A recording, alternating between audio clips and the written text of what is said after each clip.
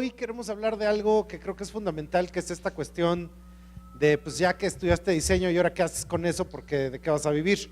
Y esto es algo muy curioso porque de repente, pues por supuesto que el planteamiento académico, los procesos de diseño son estudiados en las escuelas, pero pues ya una vez que sales te enfrentas a la realidad y esos procesos tienen que ser acelerados, la investigación tiene que ser obviada y la puesta del producto en la calle tiene que ser inmediata si es que vas a sobrevivir. Entonces tenemos aquí a tres expertos que están aquí: Melissa Falcón de Amo a To, supongo que Matarililerón, Ahmed Bautista de Mercadorama y Ricardo Ceballos del grupo Rúbrica. Y por supuesto que ellos tienen que tienen gran currícula con la que se les puede presentar, pero yo preferiría que en esta primera intervención nos digan qué hacen, a qué se dedican y por qué se dedican a ello. Entonces, en sus propias palabras, ¿cuál es esto en lo que ustedes están saltando esa chispa entre el diseño, el emprendimiento y la innovación? Bueno, hola, soy Melissa y soy una de las socias fundadoras de Amo a Tu Estudio. Para los que no saben un poco qué hacemos, nosotros realmente en cuestión de diseño nos reconocemos por hacer piezas en arte en papel. Combinamos el diseño industrial con el arte plástico de alguna manera y trabajamos mucho con marcas como Tane, como Palacio de Hierro, Swarovski, Liverpool, en fin, muchas marcas que hacemos mucho escaparates sobre todo y luego instalaciones, ¿no? Como para eventos. Entonces, un poco les vamos a hablar aquí de cómo emprendimos nosotros y quitamos esos tabúes del miedo, de todas las limitaciones que de repente tenemos pues como personas, ¿no? Que tenemos que ser muy arriesgados y salir adelante. ¿Sí me escuchan?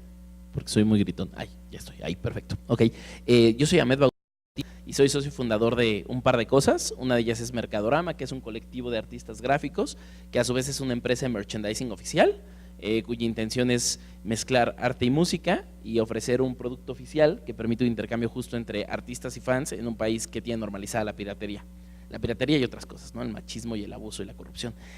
Por otro lado, tengo Caradura con otros socios también, que es un lugar de conciertos que lo que busca es ser un foro aquí en la Condesa para que se presente cualquier tipo de expresión artística, principalmente es rock y música, pero hemos tenido stand-up comedy y otros millones de cosas. Tenemos Kichink con otros socios, que es una plataforma de comercio electrónico, que justo como Mercadorama lo que busca es ser una plataforma que democratice las cosas, ¿no? Democratiza el e-commerce. Tenemos Puentes, que es un medio de comunicación, que lo mismo es una plataforma de contenidos, y otras cuantas cosas más. La motivante para hacer las cosas atrás de es, yo tengo dos mantras. Uno es, todos los involucrados tienen que salir beneficiados y que se junten los buenos. Entonces finalmente lo que buscamos es toda aquella plataforma donde podamos cumplir esos dos mantras, lo vamos a hacer, y todo aquello que podamos cambiar en nuestro pequeño microuniverso, lo vamos a intentar también. Yo soy justamente ese que no es diseñador, ese que no es músico, ese que no es otra cosa, pero que trata de estar en medio para ayudar a que los músicos hagan su contenido, los ilustradores y artistas hagan su contenido, y los que tienen algo que vender puedan venderlo a alguien. Buenas tardes, mi nombre es Ricardo Ceballos. Yo pertenezco a una empresa, se me hace como muy redundante decir que soy socio o socio fundador y demás. Trabajo para una empresa que de alguna manera empecé hace 27 años. Es una empresa donde nos dedicamos a hacer diseño industrial. En un principio nos costó mucho trabajo poder entender que siendo como despacho de diseñador de diseño industrial pudiéramos vender nuestros productos. Hoy día, lamento decepcionarlos, yo creo que sigue costando mucho trabajo pensar, como veníamos pensando hace 30 años que yo terminé la carrera de diseño, que haciendo diseño industrial se puede vender el diseño como tal. En México es verdaderamente difícil poder que alguien te contrate para vender, para que tú le puedas vender diseño industrial. Nosotros lo que hicimos fue abocarnos a hacer diseños y con muchas ganas, mucho esfuerzo y mucho emprendimiento decidimos hacer diseño, producir diseño y comercializar diseño. Hoy día tenemos aproximadamente 45 patentes de invención, unas 15 patentes de diseño industrial y algunas marcas registradas que usamos. Hace un ratito oía a las personas del INPE y demás platicar sobre lo verdaderamente increíble y fascinante que es poderte meter a un nicho donde puedas encontrar exactamente la parte medular para que tu producto valga más o para que vendas el diseño y que entonces puedas incidir en una parte importante para que tú tengas mejores remuneraciones. Eso no existe, perdón que se los diga. Si nosotros queremos llegar a patentar algún producto, lo más importante de todo es que las autoridades te den las facilidades para patentar. Te puedo decir que en promedio una patente en México, una patente de invención, entre 4 o 5 años para que te lo otorguen, aproximadamente. Y hacerlas nosotros por nuestros propios medios es prácticamente imposible. Tienes que contratar un gestor, que es un despacho, y que cobra caro. Cuando tienes un problema con las patentes, te tienes que poner muy abusado, porque si tienes que entrar a una cuestión legal. Tengo 12 años peleando un proyecto de patente y todavía no hay veredicto. Entonces yo creo que lo que tendría que pensar el INPE y demás para que nosotros quisiéramos empezar a patentar como diseñadores es, de entrada, que las cosas fueran expeditas, que fueran rápidas y que dieran resultados, porque nunca pasa nada con las patentes. Perdón por haberme metido en un campo que no me corresponde, pero estaba yo atrás como queriendo ladrar, a lo mejor no era el momento. Gracias. ¿Cómo empezaron? ¿Cómo empezó Amoato? Bueno, Amoato empieza en el 2009.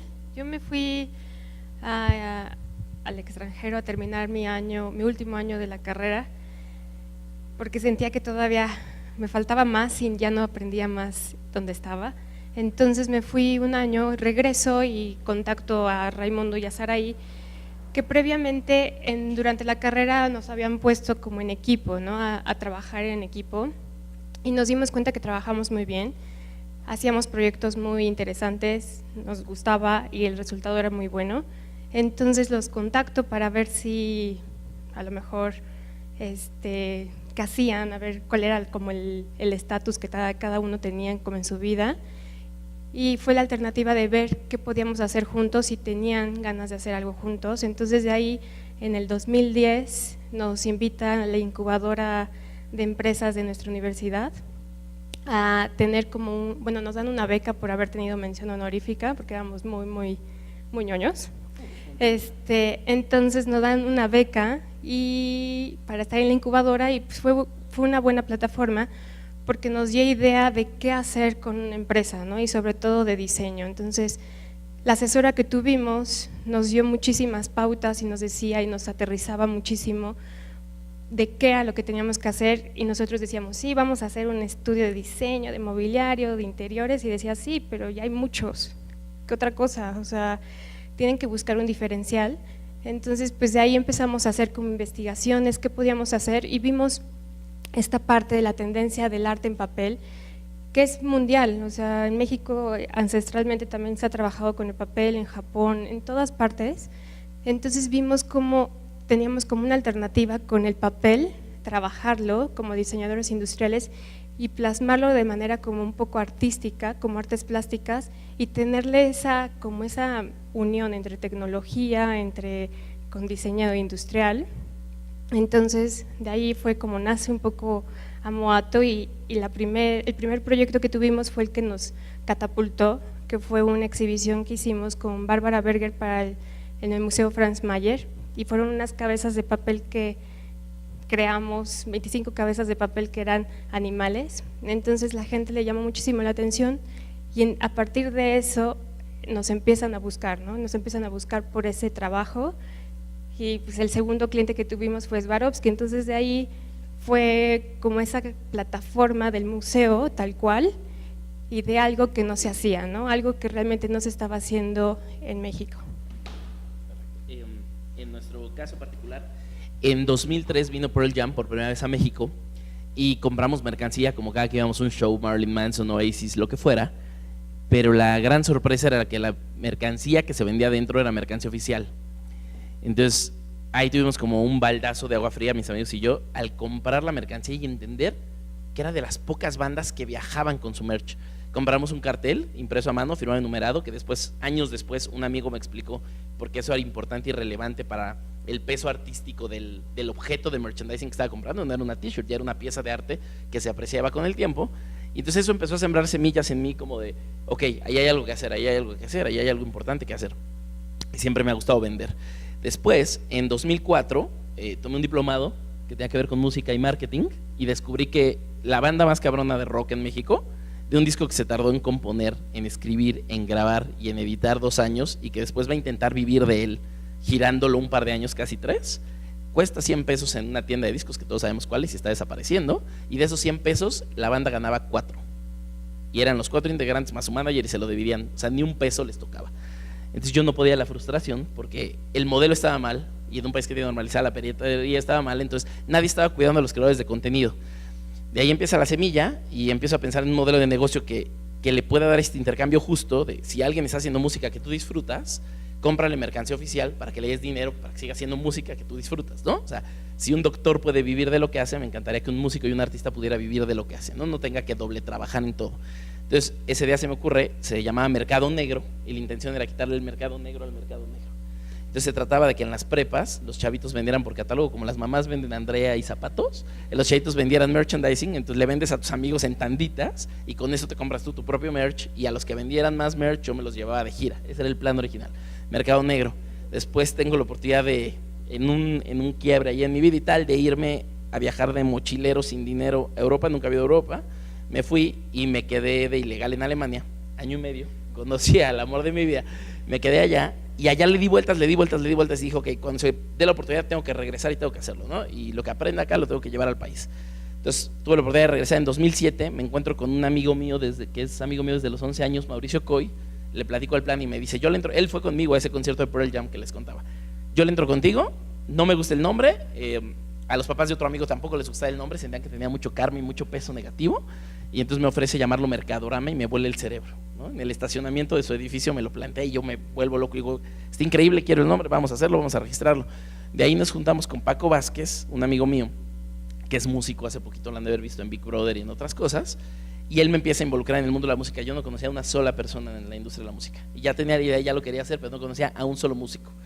Entonces él nos empieza a involucrar y los 3 empezamos Mercadorama, y en su última encarnación Mercadorama, los socios somos Anwar Layón y yo, Anwar Layón el diseñador, que nuestro primer proyecto de emprendimiento juntos fue hacer la chamarra Mexico is the shit como un uniforme para los artistas, no se iba a vender, y él y yo nos hicimos amigos porque se convirtió en nuestro mejor proveedor. En nuestro mejor proveedor en México, el que más cumplía, el más honesto y el que compartía valores.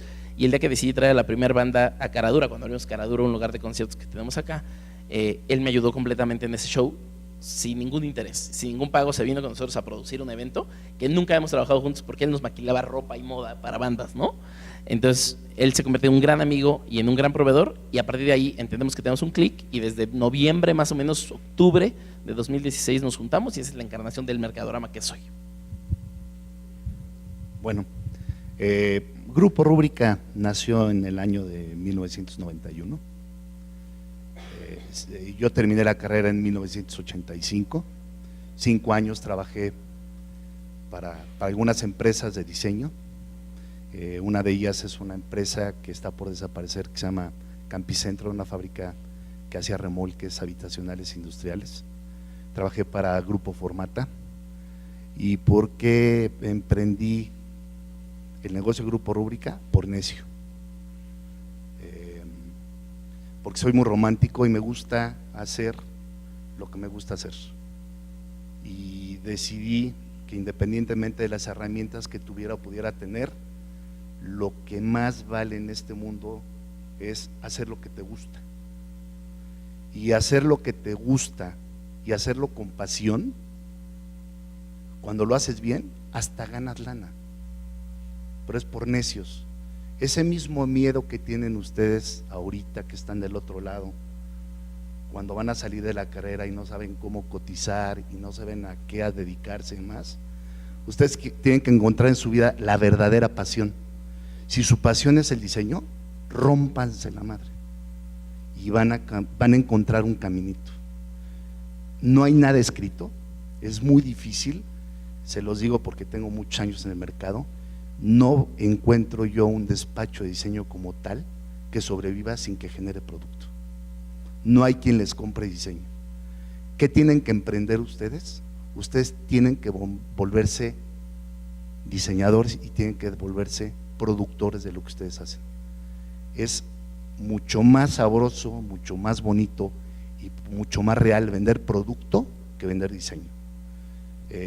Por ahí hablaban en la conferencia anterior de por qué México no es un país innovador y que lo que pasó en China y demás. Tiene que ver inclusive con el mercado al que nosotros le queremos comprar como diseñadores. Todos los industriales y toda la gente es muy deshonesta. Entonces, un industrial difícilmente te va a llamar para decirte, oye, quiero que me diseñes este mueblecito o esta mesita.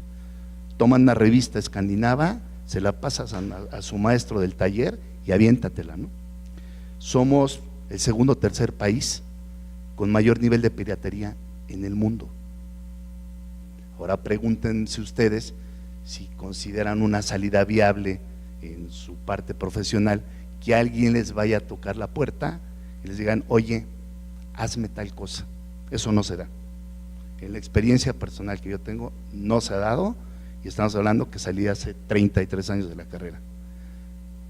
Lo que tienen que encontrar es su pasión. Si su pasión es esta, les repito, rómpansela, aférrense a eso, busquen algo, y así como yo empecé, empiezan ustedes con una sierrita cinta de Black & Decker, con burradita y media, y poco a poquito, en la medida que vayan ustedes generando su propio producto, van a poder vivir de esto. Pero lo más importante es que sea su pasión.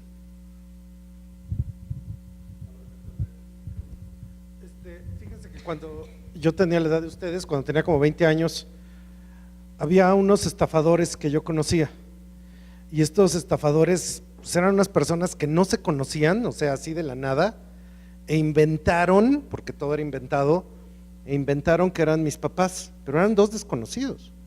Y entonces ellos inventaron que vivían en mi casa y que habían puesto una familia y que me habían tenido a mí, pero todo esto es un invento. Y esto que estoy diciendo que es como psicótico, o sea, todo lo que hacemos lo inventamos. O sea, voy a inventar que dizque orando contigo, voy a inventar que somos amigos, y yo en algún momento dado, pues dizque se supone que soy de los expertos más grandes de moda en el país, porque se me ocurrió, porque lo inventé. O sea, lo inventé. Y sí, estudié mucho, y hice un libro, y hice películas, y hice documentales, y etcétera, etcétera, y al final de cuentas las cosas que invento la gente acaba por creérmelas, pero en realidad todo es una estafa, ¿sabes? Y nosotros, siempre está uno así de me van a cachar de que estoy mintiendo, ¿sabes? De que yo inventé que soy un experto, o sea, en algún momento se va a dar cuenta y se va a caer el teatrito. Entonces tú inventaste que hacías cosas con papel, y tú inventaste que hacías mercadorama y que hacías serigrafías y que hacías ropa de merchandising, y tú inventaste que hacías remolques y diseño. O sea, básicamente hay un momento en el que inventamos esas cosas y tenemos dos opciones: salir a contratarnos para que alguien a lo mejor nos lo cree y nos lo va a pagar muy poco porque va a decir, o sea, ¿tú qué sabes hacer? Más bien vienes a que yo te grite. O de verdad tomamos el camino de la iluminación y el camino de San Pablo y nos creemos eso que inventamos y salimos a la calle a ver si alguien nos lo cree, y vamos a mantener la mentira durante unos 5 años, ¿no? Y entonces hay que trabajar mucho, etcétera, pero es un invento muy distinto querer trabajar para alguien y tú inventar tu propio continente. Entonces, ¿cómo hacen eso?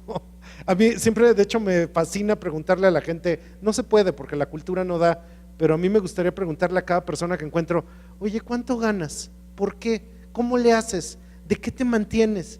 Porque a mí me sorprende mucho. O sea, se me hace casi un milagro que yo gano dinero en la vida, o sea, se me hace como muy sorprendente, ¿sabes? Entonces, un poco eso.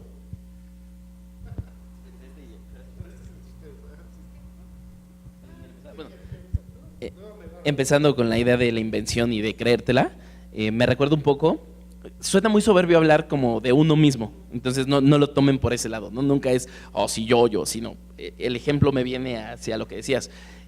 Cuando regresé a México, empecé a trabajar en Grupo Salinas. porque era el único trabajo que te iba a tener y era el dinero y la oportunidad que me permitió volver a México. Entonces, no que no me gustara, tenía que ver con emprendimiento, pero no era lo que yo quería hacer. Y efectivamente, como nos dijo Ricardo, tienes que perseguir eso que te esté emocionando mucho, ¿no? Entonces decidí ocupar todo el dinero de ese sueldo. Vivía en un departamento con una amiga en Satélite, donde pagaba 1,500 pesos al mes. Eso pagaba yo, eso era lo que yo pagaba ya con luz y con todo, con la intención de utilizar todo el demás dinero para poder invertir en todo. ¿Por qué? Porque yo no conocía ni cómo hacer una playera. Yo no sabía cómo se imprimía una serigrafía, aunque un amigo me había explicado. Yo no sabía cómo se vendía dentro de un show, yo no sabía con quién tenías que hablar, cómo funcionaba una banda. Medio que entendía cómo funcionaba una banda por los diplomados por ahí que tomé y porque tenía amigos que tocaban, ¿no? Y yo siempre era ese que como no tocaba, pues les ayudaba en algo, ¿no? Al menos que no les vieran mucho la cara o les pagaran algo. Y entonces, lo que empecé a hacer fue invertir el dinero en ver y ser visto. Y esa era la clave. ¿Por qué? Porque yo no conocía a nadie de la industria, como les conté hace rato. Se trataba de ir a todos los shows que pudiera, todos los festivales que pudieran, nacionales e internacionales, ¿no? Poder viajar a Coachella con los live tours y llegar allá y conocer cómo funciona Coachella, cómo vende el merch Coachella, por qué el Vive Latino no vende, por qué dentro del Vive Latino hay piratería, por qué esto, por qué el otro, por qué aquello.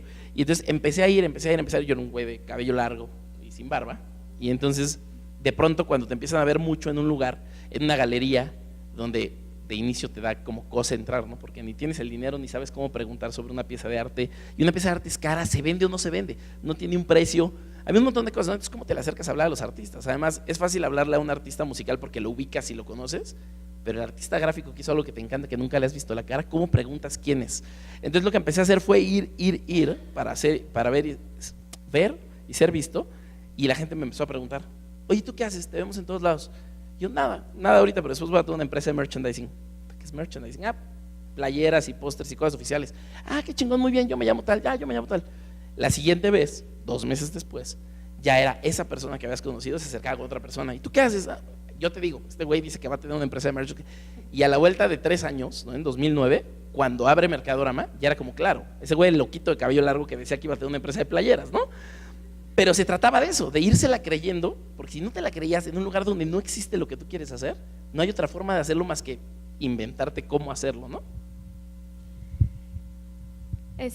Yo creo que también igual, como decía Ricardo, es un poco seguir como tu pasión y tu sueño, ¿no? O sea, creo que, digamos, en mi caso siempre he sido muy rebelde y no me gusta mucho la autoridad, entonces no me gustaba que me dijeran qué hacer. Entonces, por eso quería algo propio, algo donde yo me sintiera muy libre. Pero junto con mis socios era como crearnos eso, ¿no? O sea, crearnos esa idea de que somos diseñadores, vamos a hacer algo diferente, vamos a hacer como, marcar como un diferencial y vamos a volvernos expertos en el papel, ¿no? En el trabajo en el papel, empezamos a practicar, empezamos a hacer muchas cosas en papel y a experimentar. Mucho también era como ese conocimiento que vas teniendo con experiencia, ¿no? O sea, vas practicando, vas investigando cómo se trabaja, a lo mejor cómo lo trabajaban antes, como toda esa parte, pero también lo haces como decía Ricardo, ¿no? Con esa pasión, con esas ganas de, y un poco nosotros con el inicio era también enfocarnos mucho que no era como un colectivo, ni era Melissa Falcón la diseñadora, ni Raimundo Botello el diseñador, sino era Amo Auto Studio, sino era una empresa. Entonces era también pensar como en empresa, ¿no? Como empresarios, pagarnos un sueldo que a un inicio nos pagábamos 2,500 pesos, pero bueno, nos costaba algo pagarnos eso, ¿no? Y también pagar como una renta, siempre tener como esas obligaciones que debes de tener, por así decirlo, para crear tu empresa y que te la creas, o sea, para que te creas que tienes un horario, que tienes ciertas responsabilidades y con eso como que pues vas como subiendo como una escalerita, o sea, se va yendo como muy fluido y muy orgánico. Entonces creo que eso es lo importante, ¿no? Como creerse y meterse, inmergerse, por así decirlo, dentro de lo que ustedes quieran. Bueno, ¿cómo se puede sobrevivir? ¿Cómo sobrevivió los primeros años, los siguientes años Grupo Rúbrica? Se tiene que ser muy ordenado. Yo creo que ustedes ahorita que empiezan, lo más importante que tienen que buscar es, si ustedes se vuelven especialistas en un proceso, en un material, si buscan un nicho de mercado en lo particular, si encuentran un filoncito, especialícense en eso, vuélvanse expertos en eso y tienen que ser muy ordenados en los horarios, en los dineros. Hay muchas herramientas en la parte administrativa de un negocio.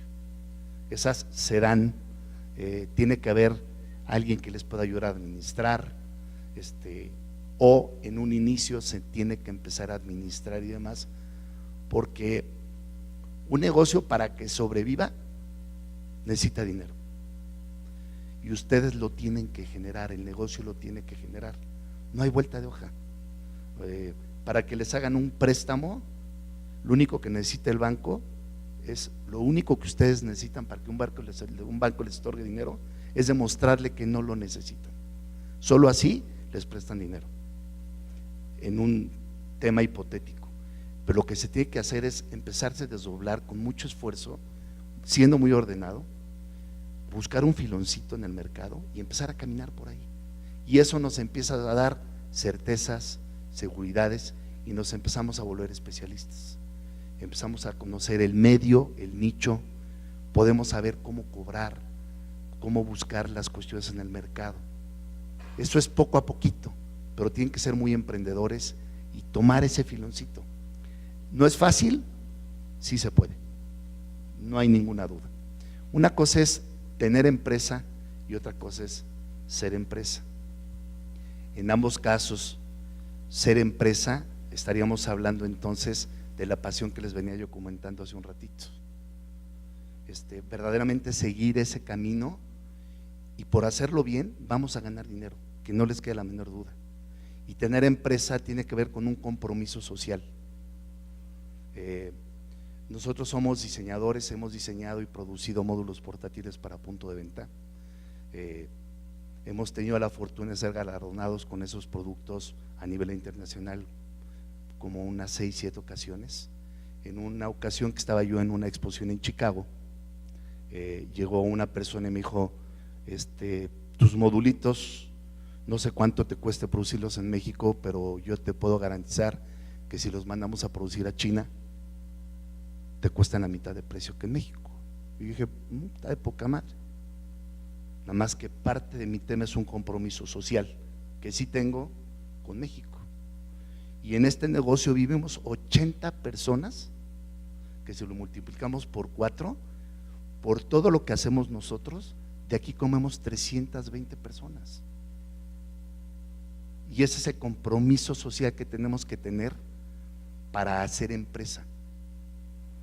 Esas dos cosas, yo te podría hablar de las redes sociales, de los mercados, de la mercadotecnia, de las ventas.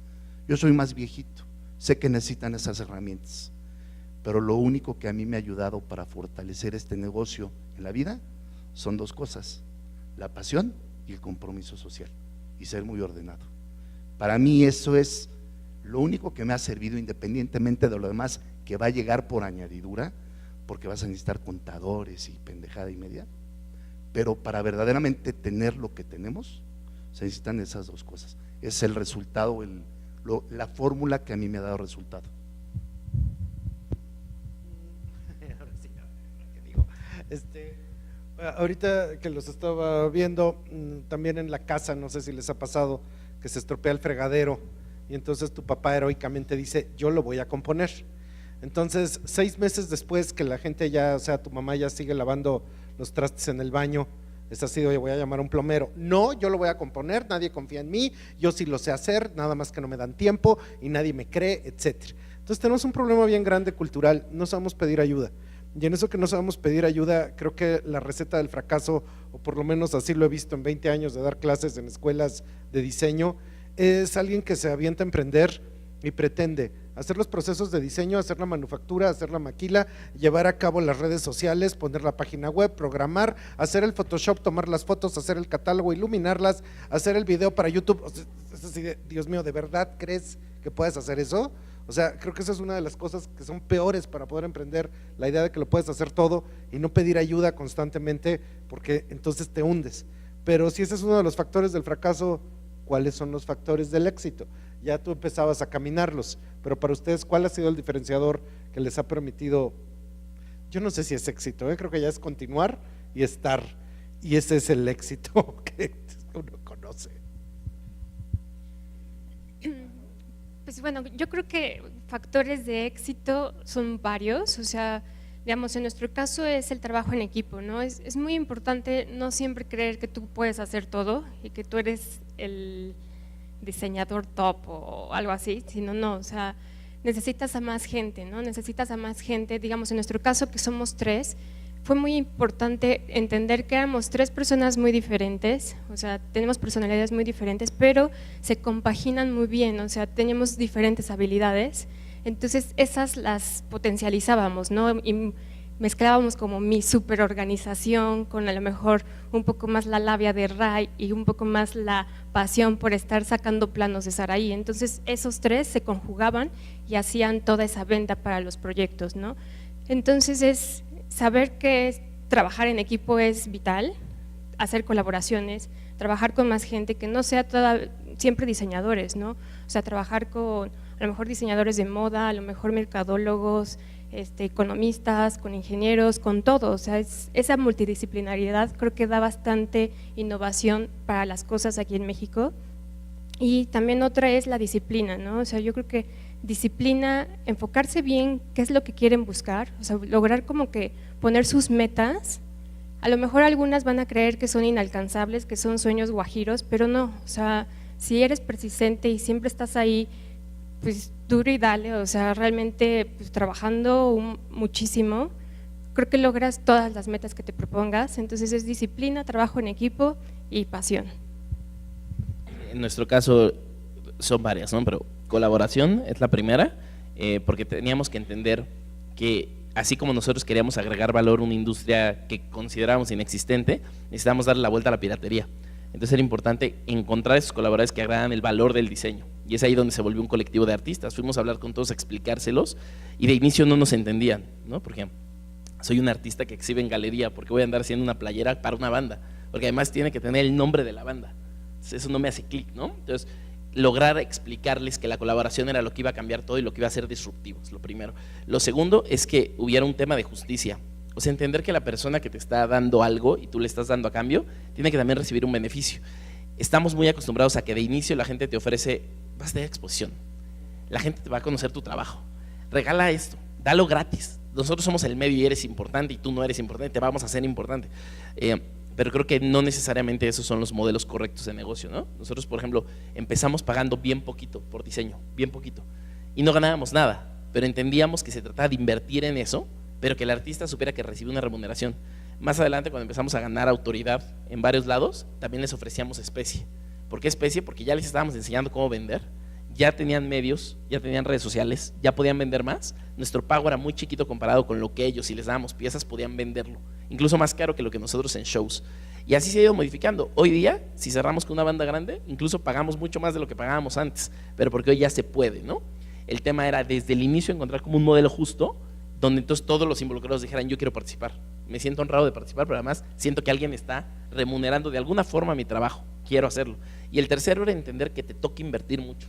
Te toca invertir mucho tiempo, te toca invertir mucho sacrificio, pero también te toca invertir mucho dinero. Las primeras veces que fuimos a Barcelona a exhibir dentro del Primavera Sound, las primeras veces que fuimos a Flatstock en South by Southwest, todo eso era inversión. Estamos hablando de viajes que por llevar a 3 o 4 personas nos costaban 120,000 pesos. ¿Teníamos los 120,000 pesos? No, no los teníamos. Veíamos de dónde los sacábamos o cómo los íbamos prestados, pero sabíamos que eso iba a redituar 2 o 3 años después. Y efectivamente hoy reditúa, ¿no? O sea, hoy podemos ir con gobierno a algunas oficinas y venderle el proyecto y decirle, oye, estamos representando a México exhibiendo esto, es arte, ¿me ayudas con un patrocinio? Y de todos modos con gobierno es, pues sí, tú tienes que hacer el financiamiento, tú tienes que pagar esos 300,000 pesos y probablemente en 6 meses te los doy, ¿no? Y no te voy a resolver antes de que tú aceptes irte, porque tal vez tú ya aceptas irte, ya firmaste la carta, ya pagaste los vuelos, ya pagaste el hotel y gobierno no te ha dicho sí le voy a entrar.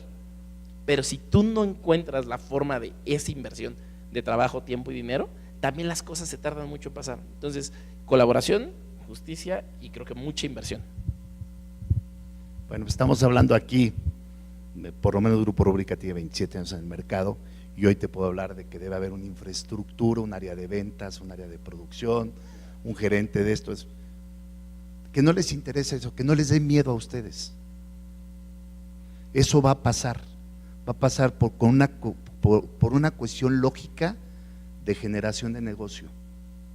Si yo les digo cómo empecé con las mismas inquietudes y con las mismas con los mismos miedos que ahorita tienen ustedes, igualito.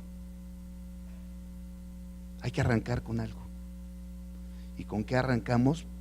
Lo único que nos puede dar una universidad en la materia, en lo que nosotros escojamos, son criterios. Y afuera es cuando empezamos a aprender, y ese aprender nos empieza a generar seguridades. Tienen que aprender a pensar en un negocio, y van a empezar ustedes en un inicio diseñando, administrando, llevando, tornando. Y en la medida que esto vaya creciendo y vaya madurando, sigue lo demás. Porque si ahorita hablamos de que tenemos que tener un contador, un administrador, el director de ventas y demás, pues nadie vamos a arrancar. Nos morimos del miedo. Hoy desgraciadamente, aunque sigo de necio siendo diseñador, me toca administrar más el negocio que diseñar. Y es algo que no me gusta hacer, y además lo hago muy mal. Lo que a mí me gusta es la otra parte. Estos 27 años que tengo yo de negocio, el día que quieran los puedo invitar. Tengo 54 cuadernos profesionales de cuadrica, lo achica, escribe. Y ahí viene desde el primer día que empezó el negocio hasta el día de ayer, que fue cuando fui a la oficina. Y ahí sigo. Y tengo computadora, y hay gente que hace renders y demás. Sigo trabajando a la antigüita, con mis lapiceros y demás. Si ustedes me dicen, si me sé meter a un programa, a un Rhino, a un esto, lo desconozco. Los trazos son compromisos, y los trazos se hacen a la antigüita. Son compromisos. Que no les dé miedo no tener infraestructura. Se da por añadidura cuando las cosas vienen bien. Entonces tengan certezas desde un principio, es lo más importante. Yo ahora les platiqué dónde llegué, estar 27 años, ya no ser exitoso, estar es maravilloso. Pero arranqué por el principio como van a arrancar ustedes, suavecito, sin miedos. Los miedos se van quitando, vamos obteniendo certezas, y el negocio poco a poquito nos va dando como la herramienta o la estructura para poder ir creciendo. Hay dos cosas. Creo que cuando uno está en la escuela no se ha dado cuenta, te vas a dar cuenta después. Que van a tener siempre y cuando la pidan. Entonces nada más la piden y la van a tener, lo van a tener que hacer, pero la van a poder construir. Entonces, así como desde el 10 de febrero, todos los Facebooks están así de nadie me pela, estoy solo, soy forever alone, etcétera, pero bastaría con que a 10 de tus contactos le dijeras, ¿qué onda? Y entonces el 14 de febrero no estarías bastante mejor acompañado, acompañada, si hicieras lo que te estoy diciendo, porque basta con pedirlo. Pero eso no nos damos cuenta, o sea, ya que estás en esto te das cuenta. Hay que agarrar y pedirla, y te la van a dar. Claro que esto es como mano de chango, o sea, todo lo que uno pida, no te lo van a dar exactamente como tú lo. Entonces cualquier deseo va a ser así, dijo, le quiero adelgazar, sí, porque no es, o sea, y si adelgazas, pero no era lo que habías pedido. Y una cosa muy curiosas es que existen unas y en esta experiencia del emprendimiento ya está como lista para usarse. Tú solo agregas, es como el Maru. Tú pides dinero, hasta ahí mismo te dicen, híjole, tú puedes poner una barbería, o puedes poner unos, o puedes poner pretzels. Y tú dices, pues yo ni quiero hacer eso. O sea, básicamente aquí hay dos caminos: tomar como el buffet preparado desde antes del emprendimiento, o aventarse como Thelma y Louise. Thelma y Louise es una película que al final dos chavas se avientan al acantilado, ¿sabes? Ese es mi esquema de negocios. Yo así hago todo. O sea, es así, vamos, no sé qué va a pasar, y yo me aviento. Probablemente quiebre yo el siguiente mes, siempre está eso en el horizonte. Pero entonces ustedes, ¿cómo ven eso? ¿Cuál es el adoquinado? ¿Nos vamos por el emprendimiento preparado o nos vamos por el emprendimiento liberal salvaje? Vamos a darle. Yo creo que de ambos, o sea, realmente el primero es sí irte como Thelma y Louise, ¿no? O sea, sí te vas a arriesgar, o sea, si tienes una idea y dices, sí, es la mejor, voy a salvar el mundo con esto, pues sí, o sea, a lo mejor y sí, o sea, en el intento tienes que probarlo, ¿no? O sea, yo creo que todos tus éxitos van de muchos fracasos, o sea, creo que es la base es arriesgarse, es no tener miedo, es ¿qué van a decir de ti?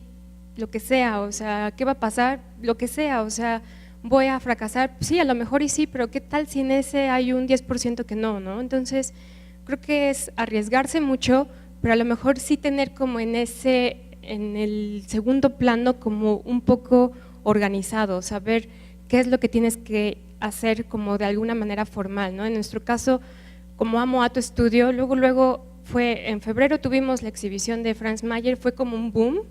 Yo me registré en el SAT como persona física y yo daba las facturas, pero ya después empezamos con Palacio de Hierro que decía, yo no trabajo con personas más que morales, y yo, chin.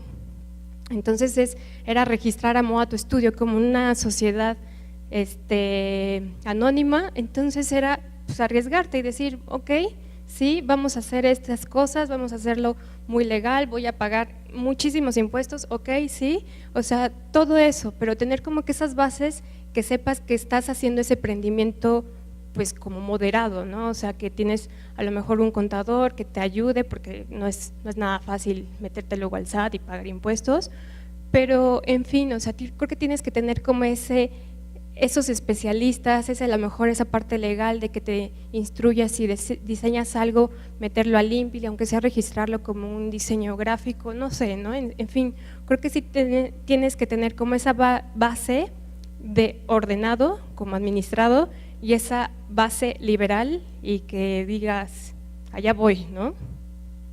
Estoy completamente de acuerdo. Creo que es una combinación de las dos. Y creo que no se trata tanto de cómo empieza, todos tenemos procesos muy distintos, se trata de lo que haces con el resultado, ¿no? Entonces, lo mismo a alguien le va a funcionar entrarle al Maruchan y al buffet y va a ser un chingonazo y va a tener 74 cupcakerías, que yo no sé de qué viven los que venden cupcakes, ¿no? Como a veces no entiendo de lo que viven los que venden helados en la Condesa, cómo pagas una renta de 200,000 pesos con helados, pero bueno, alguien lo hace y les funciona y está increíble, y a otro le va a funcionar aventarse como Thelma y Luis y caerse al barranco y tal y salir, y va a haber otro al que no le funcionó ninguna de las dos y tuvo que aprenderle, y yo soy de esos. Entonces creo que se trata de eso, de entender qué haces con el resultado, de siempre jugarte riesgos. Creo que la vida está hecha de riesgos y vas en países donde las cosas no están perfectamente establecidas para ayudarte. Bien lo dijo Ricardo, ¿no? El modelo está hecho para que te jodas un montón. Se podría con 2, 3 movimientitos hacer facilísimo. No está fácil, no está fácil. Pero también de eso se trata los retos, ¿no? Somos un país que siempre ha vivido en crisis. Yo nací en el 81, no me acuerdo de este país en crisis. O sea, desde que nací, tengo uso de conciencia, vivimos en crisis. Y eso nos hace muy distintos también en función a cómo resolvemos las cosas. Entonces, justo más bien lo que yo diría es, tómate todos los riesgos que quieras, mientras más grandes, pues mejor te va a ir si sale bien, porque a mayor riesgo, mayor beneficio. Pero lo más importante de eso es, tienes la forma de hacer los riesgos calculados. ¿Cómo puedes hacer los riesgos calculados? Aprende un chingo, equivócate un montón, equivócate rápido. Usa la carrera para equivocarte, usa la carrera para trabajar en lo que no te gustaría trabajar, pero apréndelo. A mí me tocó trabajar en McDonald's a los 16 porque a huevo quería trabajar. ¿Qué cosa? Pero qué bueno, eso me moldeó un montón de cosas que hoy puedo, y me moldeó bonito, como me moldeó trabajar en empresas gigantescas de gente en la que no creo, pero necesitaba estar allá adentro y darme cuenta que no creo en ellos, ya trabajando y recibiendo un sueldo de parte de esas personas, ¿no? Entonces, se trata de eso, creo, de aprenderle un montón, entender qué cosas agregan valor, es decir, ¿eres diseñador? Métete a aprender de administración. Los veranos, métete a que alguien te enseñe a llevar una nómina, a cómo se pagan impuestos. No lo vas a pagar tal vez en tus primeros 3 años, pero que te enseñen a pagar impuestos. ¿Qué es el ISR? ¿Qué es el IVA? Porque hay deducibles, ¿no? Siéntate con tu papá o con tu mamá cuando veas que se estén quebrando la cabeza con eso, apréndelo, un día te va a tocar. Entonces, una vez que aprendes todo eso, los riesgos calculados son los que sean y te vas a aventar a hacer el negocio que quieras y te vas a endeudar, como sea, todos nos vamos a endeudar, pero la caída va a ser menos dolorosa y levantarse va a ser más rápido. Yo difiero un poquito del último que platicó mi cuate. Para que haya caldo de pollo, lo primero que debe haber es pollo. Tan tan. Y ese pollo usted lo va a generar con la pasión que ustedes determinen. Y después se preocuparán por pagar impuestos, para pagar. Pero mientras no haya pollo, no hay caldo. Ese es un hecho. Después viene lo que sigue. Evidentemente, si hablo yo de que la universidad les genera ciertos criterios y que evidentemente a mayores riesgos hay mayores beneficios, pero la caída está más cabrona, mucho más cabrona. Entonces, tomen sus riesgos y con este criterio y este conocimiento que van a ir obteniendo poco a poquito de lo que están generando y de esas certezas que empiezan a tener, le van a ir calculando el riesgo, porque cuesta mucho trabajo caminar, caerse es muy fácil, y es poco a poquito. Una vez más, pasión. Si esto es lo que ustedes verdaderamente quieren, lo van a sacar adelante. Cuando yo estaba empezando a pensar en estudiar diseño industrial, mi papá me decía, oye, ¿por qué no ingeniería? ¿Por qué no arquitectura? Yo veo todos los días el segunda mano y el aviso oportuno y no encuentro una chamba de diseñador industrial. Y me aferré. Y me aferré a estudiar lo que yo quería estudiar. Y hoy día le doy gracias a Dios que tengo como empresa 27 años y 33 de haber salido de la carrera, haciendo lo que me gusta hacer, que es diseño. Y de eso vivo. Y con un conjunto de personas generamos negocio. Y a veces hasta nos va bien, hasta ganamos lana además. Pero es eso, las dos cosas que a mí me han servido en la vida: pasión por lo que hago y compromiso. Ahora, de manera tramposa voy a contestar lo que les voy a preguntar, pero resulta que yo nunca acepto que se me acerque alguien a contarme nada, porque no me interesa que me cuenten cosas. Entonces, si alguien no tiene que enseñarme, pues básicamente es lárgate, porque yo no tengo tiempo para ser amistoso. O sea, así como de ahí te voy a platicar qué me gustaría hacer, híjole, qué padre. Pero con eso lo que quiero decir es que en el mundo actual, de repente es así, es que no me van a querer exponer, no me van a querer exhibir. Pues ahí está Instagram, no te lo pueden negar, o sea, sube tus cosas que haces. Y una de las cosas que de repente pasan es que en las escuelas creativas, cualesquiera que sean, casi que por salón uno podría preguntar, desde el primer semestre hasta el octavo: chavos, ¿cuántos de ustedes tienen un canal de YouTube? Ninguno. ¿Cuántos de ustedes suben cosas a Instagram? Nadie. ¿Tienes Instagram? Sí, de tu gatito y de tu perrito. ¿Tienes Instagram de las cosas que dibujas, que serigrafías, que haces como proyectos visuales, etcétera? Si la respuesta es sí, ahí tienes ganada la mitad de la batalla, porque entonces vas a poder tener con qué poner el pie para poder empezar a subir una escalera. Pero si eso no existe, no hay manera, ¿sabes? Y de hecho, curiosamente, a lo mejor los negocios más interesantes que hay ahorita en el mundo actualmente, haz de cuenta Pictoline empezó en un Tumblr, en un pinche Tumblr, de un chavo, de un chamaco baboso que subía sus cosas porque a él se le ocurrió subirlas, y 1,5 millones de likes después empezó a hacer una empresa, y de eso empezó a hacer una cantidad de dinero bárbara. Entonces creo que fundamentalmente el creativo ahorita tendría que entender que nadie te puede amarrar las manos para subir tus cosas a las redes, y una vez que haces eso, ese es el principio de que tengas un portafolio real. Porque la pregunta que sería es, bueno, pues ustedes tienen sus negocios y yo estoy estudiando diseño. Si me acerco a ustedes, ¿me ven? ¿Me dan chance? ¿Me dejan practicar con ustedes? Digo, no yo, ellos.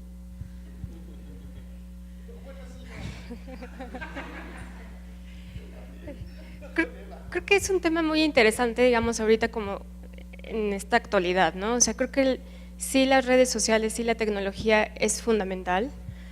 Creo que a nosotros el inicio con lo de BU, de ahí surgieron todas las redes sociales de Amo a tu Estudio, porque todos empezaban a preguntar. Yo recibía correos del Franz Mayer preguntando cómo nos podían contactar. Entonces de ahí nacieron todas las redes, y de ahí toda la gente preguntaba, ¿quién hizo eso? ¿Quién hizo eso? Entonces, y también hay una vez platicando con alguien como un promotor de diseño, dijo, es que es importante cacaraquear el huevo. Y sí, o sea, sí es importante que ustedes, si creen que son buenos en hacer bocetos, si son buenos en renderear, si son buenos en conceptualizar o lo que sea, pues tienen que mostrarlo, ¿no? Y creo que sí es importante utilizar las redes sociales para esos fines, o sea, para esos fines de promoción. Es como una venta, o sea, siendo diseñadores industriales o cualquier creativo que sea, eres como tú quien te estás vendiendo, es tu intelecto, es tu talento. Entonces creo que es importante estar pues mostrando lo que haces. Claro que sí, como lo que les decía antes, ¿no? Si hiciste algo que va a hacer y va a salvar el mundo, pues bueno, también lo registras antes, ¿no? A lo mejor de exponerlo, para que también no tengas y no corras riesgos de que pues ya a lo mejor alguien en China ya te lo pirateó, ¿no? Supongamos. Pero Eso es muy importante y nosotros, digamos, nosotros llevamos 7 años, vamos a cumplir 7 años el estudio, es joven, pero sí nos damos cuenta de la gente en Instagram, o sea, cuando llegan los portafolios, es muy importante que yo vea la parte de imagen de lo que están haciendo, de cómo lo hacen, de si hay creatividad desde el punto de cómo lo presentan, ¿no? Entonces también me meto a lo mejor a las redes sociales y los veo y busco a ver qué hacen, ¿no? O sea, porque también eso me llama la atención, como que eso me da una pauta de qué tan creativo a lo mejor son o qué ideas tienen, ¿no? Entonces creo que es muy importante utilizar un poco los medios, ¿no?, que tenemos. Sí, para la parte de las redes sociales les voy a contar una pequeña historia. Sé que a Gus no le gusta que le cuenten historias, pero le voy a contar una. En 2013 en Hamburgo fuimos a exhibir carteles en un festival de música llamado Reeperbahn y tiene Flatstock, que es la expo mundial de carteles de conciertos en serigrafía en Europa, Flatstock.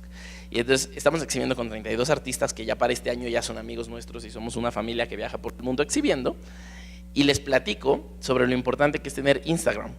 Está chingón que tengas Facebook, está chingón que tengas Twitter, pero Instagram está hecho para lo visual, entonces está interesante que todos tengan, ¿no?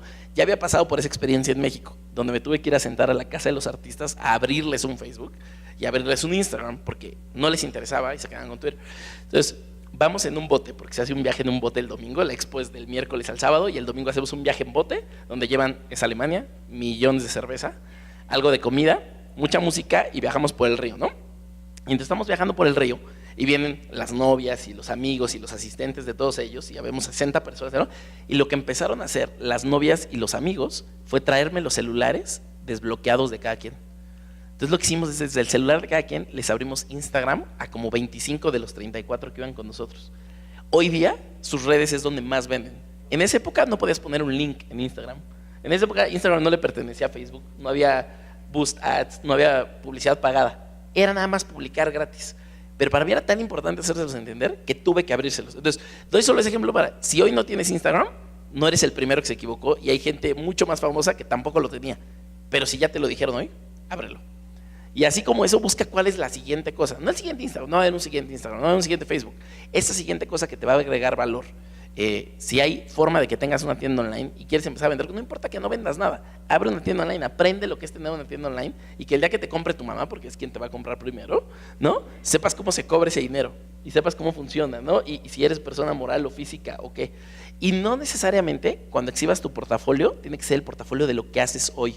Tal vez tú quieres hacer muebles y vas a ser un chingón haciendo muebles, pero hoy lo que haces es tomar fotos bonitas. Sube las fotos bonitas. ¿Me explico? Daste a la disciplina de estar subiendo cosas y compartiendo con el mundo, y sobre todo recibiendo feedback. De inicio va a ser tu mamá diciéndote, ay, mi hijo tan talentoso, pero lo mejor es cuando venga el otro compañero de clase que te diga, ah, está buena tu foto, se parece un montón a la de estos güeyes, y te sientas ofendido de, ya me dijo que soy un copión. Aprende a tomar eso también, aprende a darle la vuelta. Ahora, la otra pregunta era si nosotros los escuchamos o los vemos. Sí, con mucho gusto. Eso no va a garantizar que tengamos el espacio para que todos trabajen con nosotros, y desde hace un par de años que nos invitan a dar conferencias y cosas, y nos sentimos muy honrados por eso, a mi socio y a mí. Al final se nos acerca mucha gente que nos dice, oye, me encantaría trabajar contigo, aunque sea de practicante, pero me encantaría trabajar. No siempre hemos podido, pero cuando se ha podido es increíble. Tuvimos un becario que salió de la ENAP, de una conferencia que dimos Kraken y yo en la Escuela de las Artes. Se acercó al final y me dijo, oye, me encantaría ser tu becario, y hoy es un artista de 3D brutal, se llama Bate, B-A-T-E, búsquenlo como Yo Soy Bate o Bate.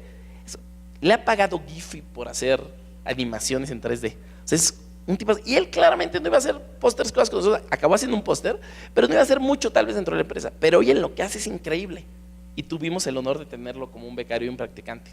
Entonces, sí nos damos el tiempo, sí escuchamos, pero también se trata de tocar puertas y buscar. Bueno, hablando de este tema, si esta empresa que se llama Grupo Rúbrica tiene las puertas abiertas para todos los alumnos, desde luego que sí. Raúl Torres Maya, que algunos de ustedes seguramente lo conocen, él trabaja en la UAM, él también fue mi maestro. Fue la primera persona que creyó en mí en quinto semestre, me dio chamba en su despacho, hace 35 años, y seguimos siendo grandes cuates. Raúl ha traído gente de una universidad en Mérida, que llega ahí a la plantita que tenemos. gente del Unitec, gente de cualquier lado, tiene las puertas abiertas, evidentemente, porque sé lo difícil que es yo como diseñador haber caminado como caminé, y todo lo que nos genera conocimiento, nos genera certezas, pero ahí estás tocando la máquina, estás viendo el proceso, cosas que difícilmente ves en las universidades, ¿no? Por el otro lado, lo que dicen mis amigos del Instagram y demás, pues me parece sensacional. Yo sigo de viejito y les sigo dando 3 consejos. Pasión para tener el pollo con compromiso, con eso cierro. Si no tenemos pollo, no tenemos que enseñar. Y para que sea el pollo, pues le tenemos que meter pasión. Pues sin más por el momento, les agradezco muchísimo compartir su pasión con nosotros y pues que siga el emprendimiento a todo lo que da, ¿no? Muchísimas gracias. Gracias.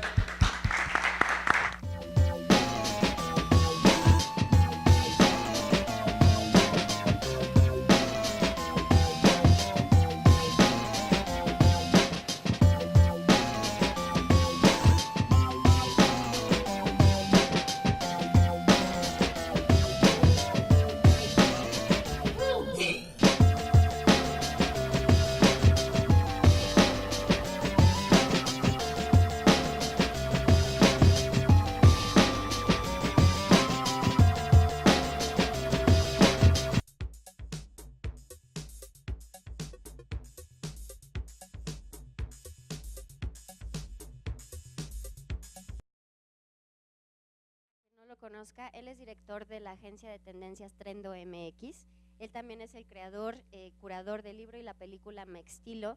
Y Gustavo, sobre todo, hace una labor muy intensa y muy interesante sobre temas de diseño y la educación de diseño en el país en todas sus ramas. Por eso estamos súper contentos de que esté con nosotros y que comparta con la comunidad UAM cosas importantes que creemos que las nuevas generaciones deben de saber. Muchas gracias y bienvenido. Muchas gracias. Hola, pues muchas gracias. Entonces, me voy a morir, dice I Low Battery. A ver, chavos, alguien enchúfeme. No sé cómo se va a interpretar eso, pero a ver, ¿este enchufe tiene energía? Allá atrás, alguien. ¡Ey! ¡Ey! No, estoy abandonado y solo. A ver, es que me enchufé en este amarillo, pero no, al parecer no tiene. A ver, ten.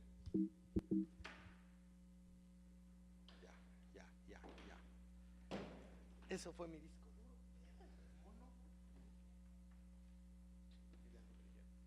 No hay manera de enchufarlo. Ahí está. Gracias.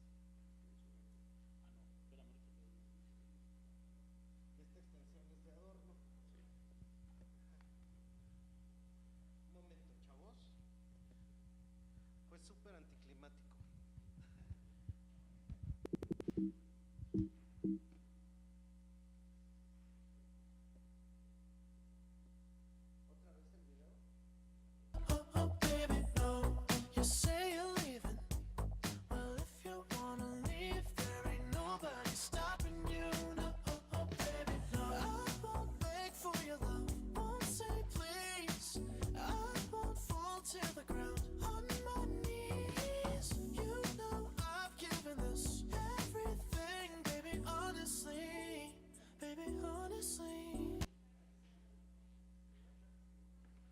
Ahora sí, volvemos a lo que estábamos. Bueno, entonces yo tengo esto que se llama Trendo, que es una agencia de tendencias súper importante antes de dar una conferencia. Sí, todo está bien. Ok. Entonces, es que luego 2 horas después, traías la bragueta abierta. Ok, entonces ya lo chequé, está bien. Entonces, en Trendo MX a lo que nos dedicamos es a estar pensando en el futuro inmediato, y esto de pensar en el futuro tiene que ver con hacer pronósticos de consumo, de qué va a querer consumir la gente a 2 años, a 3 años, o si quieren a 10 años en el futuro. Entonces, con esto, eso es Trendo MX, resulta que eso que están viendo ahí fue así como que lo plantearon como el colmo de la innovación en algún momento dado, y esta revista es la revista Another. Entonces, ellos hicieron esto. Introducing a new generation of fully integrated publishing technology. A 9 by 12 inch device with an 11.6 high resolution LED display. Understated and elegant, the device is an ideal display piece within any modern home. Lift the cover to explore 440 pages of a thought-provoking blend of high fashion, una revista art, and normal. culture. With a micro USB port to recharge, Pero tiene use una the cable pantalla. included in the box for optimum battery life. There is also a 3.5mm audio jack, into which you can insert your preferred listening device.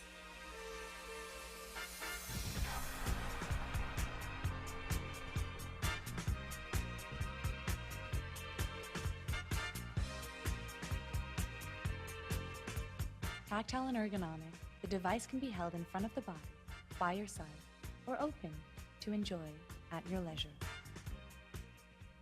Another Magazine presents the Digital Edition. Entonces, según ellos, esa es su edición digital y básicamente esto es el colmo de la idiotez porque lo que inventaron fue un iPad con una revista pegada, o sea, como What For, y ya tú podías ver ahí un video de Rihanna, pero nada más era ese video de Rihanna, punto. Esto lo hicieron en 2016 y básicamente creo que no es una buena aplicación tecnológica. Algunos años antes, en el año 2000, como 2012, 2013, resulta que hicieron eso. Y esto no es que le peguen una revista a un iPad, resulta que aquí lo que están haciendo es que lo que hicieron es que el proyecto editorial entero está hecho con estos GIFs. De hecho, esto lo hizo Nicola Formichetti para Vogue Japón. Y resulta que es un poco como las fotografías que tú ves en Harry Potter, que ya ves que vas subiendo la escalera de Hogwarts y las fotografías te hacen… E igual las pinturas, e igual los periódicos y todo el mundo de Harry Potter tiene como un poco de magia en la imagen, lo cual también fue súper buena idea en esa ocasión en el Vogue, pero no fue algo así como que haya prosperado. Algunos años después seguimos teniendo revistas y de hecho la idea de innovación en revista ha cambiado radicalmente porque no se está, ya entendimos que la hoja como está, la hoja impresa es lo suficientemente interesante. Ahora entonces lo que habría que ver es cómo puedes innovar en el formato de diseño en el que estás imprimiendo la revista, o sea, no tanto en el dispositivo, sino en el propio medio. Entonces, esto que les voy a presentar son tendencias que tienen que ver ahorita con el diseño, pero para el año 2019. Llevo todo el año presentando las del 2018, entonces esta es la primera vez que hablo del 2019. Lo primero es esto, página. Resulta que esa revista que están viendo ahí acaba de salir, como ven ahí, México Loves AMLO, y esto es Bloomberg Business Week. No puede haber una revista más seria porque es una revista de negocios. Pero resulta que lo que tiene, como ustedes se pueden dar cuenta ahí, la diagramación es absolutamente extraña. O sea, la idea de cómo están presentando una portada de revista y que no es una revista ni de rock, ni es así como la Rolling Stone o algo que sea particularmente un público juvenil, es muy raro en Bloomberg. Fíjate en esto cómo está hecho. Si se fijan, una de las cosas que más me llama la atención es la imposibilidad de la imagen que están poniendo dentro de la foto que le tomaron a AMLO. El chavo se está tomando un selfie, pero tú estás viendo la pantalla del selfie, pero entonces está la foto en chiquito allá adentro y cómo pusieron todos los adjetivos que le están dando a AMLO es como súper extraño porque de hecho nosotros todavía lo veríamos como mal diseño, ¿sabes? De hecho siempre pasa esto en este tipo de revistas, tú lo ves ahí, no se entiende la tipografía, no se entiende la diagramación y algunos años después dices, ah, por esto era, o sea, claro, pero tarda en que entendamos estos formatos de diseño. Fíjate eso que dice ahí en amarillo, no sé si se alcanza a leer en todas las pantallas, pero dice, he's my rooster, y esto de he's my rooster es la traducción literal a la Salma Hayek, que dice, es mi gallo, ¿sabes? Pero en esto que está puesto así como de chico a grande, las líneas amarillas que dividen la caja, etcétera, todavía no estamos en eso en diseño editorial en México. Y de hecho está hablando como de diseño de vanguardia, que curiosamente si ustedes se ponen a buscar todas las cosas que hace Bloomberg Business Week, son así de extrañas en cuanto a sus procesos de diseño y a la imagen que presentan. Entonces, evidentemente, no solo se están saltando la tranca, sino están así como que en el cutting edge de lo que sería la imagen editorial. Otra vez la revista Another. No solo están innovando en cuanto a las cajas, el formato y la tipografía, sino también en el tipo de fotografía que están poniendo. Hay una cosa que ahorita está sucediendo mucho, que es la relación como entre la imagen digital, el textil con el que se está vistiendo la gente, pero también hay una cosa muy curiosa que tiene que ver como con el posicionamiento de la persona y de cómo te representas tú en la fotografía, porque de hecho a partir del Instagram está cambiando radicalmente cómo nos vemos a través de la imagen impresa. Y esta revolución que está sucediendo en la imagen, por supuesto está pasando desde las marcas que están haciendo cosas como eso, que es bien curioso porque nada de eso es pintura, todo es digital, pero la marca, o sea, lo que está haciendo es que todos los anuncios que están poniendo en todas las ciudades del mundo, primero empiezan fotografía, le dan tratamiento digital a través de programas de pintura. Y es eso de entrar y salir a la imagen estática para llegar a un nuevo formato que de hecho está retomando la idea de la ilustración. Ahora, esto que está pasando, esto está sucediendo en todo el mundo. Resulta que hay como toda una tendencia de este tipo de retrato que está invadiendo el rostro. Y este año lo estuvimos viendo con un montón de asiáticas que se estaban haciéndolo a través del maquillaje, pero esto ya es esencialmente digital. Y de hecho, una de las cosas que tiene es que nosotros en México apenas, esto es bastante duro, o sea, como que apenas estamos entendiendo que tenemos que ser expertos en Photoshop, cuando en todo el planeta una de las cosas que están pasando es que la fotografía se está transformando porque ya está en modelado 3D. Y de hecho, eso que están viendo es una marca totalmente normal de camisas y de corbatas de moño. Siempre trae en una esquina, si se fijan, siempre viene el Instagram de la persona que lo subió. Entonces, en ese caso es Gune Home. Ya ves que todo el mundo tiene nombres de Instagram raros, ¿no? Así como Mass o Bunch o cosas así. Bueno, entonces, ese es el asunto. Y curiosamente, esta chica, ella es una científica. Entonces, Nettie Oxman ha estado trabajando en la frontera de lo que es el 3D printing, pero a través de cosas que ya son biológicas. Entonces, ella ha estado trabajando con compuestos celulares y cosas que imitan los procesos de la vida para hacer objetos de diseño. Entonces, recientemente, en el año 2018, ella hizo ese proyecto que se llama Vespers. Vesper quiere decir como los que están en la tarde, y resulta que son una serie de máscaras 3D printeadas, pero que resulta que tienen cosas biológicas a la hora que las va imprimiendo. Entonces, a la hora que queda la máscara completa, tiene como pequeñas enzimas, líquenes y cosas así. Entonces, a la hora que sale la máscara, viene contaminada con el color de los seres vivos que están imbuidos dentro de la textura. Y esto también es bien interesante, que está viendo los procesos de diseño como procesos científicos. Ahí al rato que la busquen, Nettie Oxman es tan increíblemente bonita. De hecho, es una chava israelí que trabaja en el MIT y que siempre está haciendo esta fusión entre diseño y ciencia. Es tan bonita que ahorita anda con Brad Pitt. Así es, ¿yo qué quieren acá?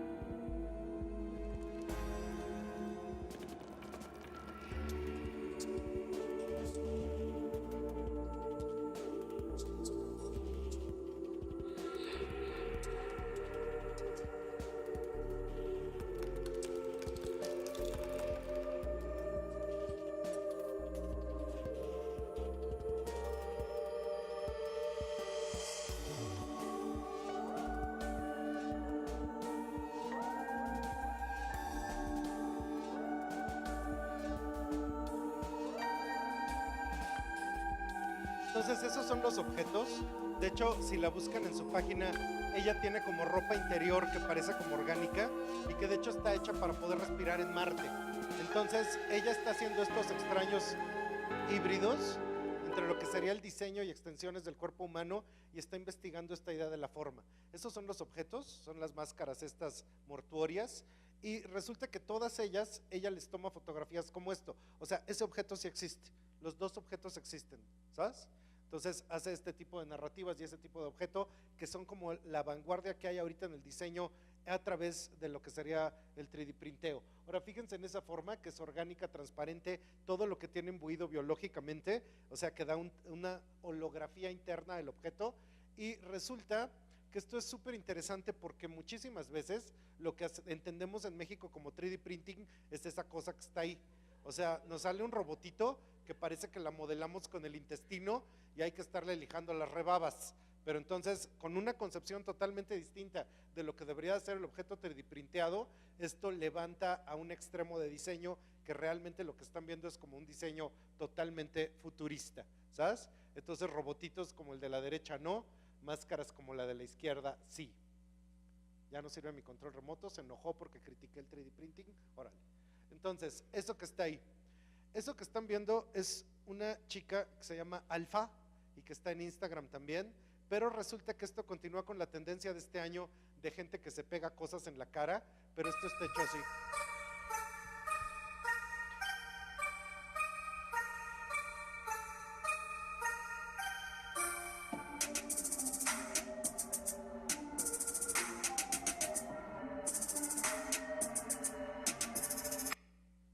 Y esto está pasando en un previo a lo que está a punto de suceder, que la realidad aumentada se vuelva masiva y que de hecho empiece a hacer que todos empecemos a traer caritas a través de lo que percibimos normalmente.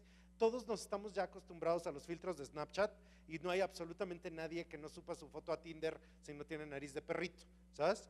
Entonces, recientemente la marca Desigual hizo una pasarela donde todas las modelos traían cara de perrito, de gatito, etcétera, de filtro de Snapchat, pero esto es lo que va a seguir, que de hecho sería la personalización a partir de tu identidad, de qué es lo que traes pegado en la cara y que eso se vuelve como parte de tu identidad, o sea, tan inherente a ti como serían mis lentes a mi identidad, eso también creado para que eso te acompañe todo el tiempo y la gente te perciba así. De hecho, que eso sea tu firma electrónica y que la gente te vea con esas adendas a tu cara.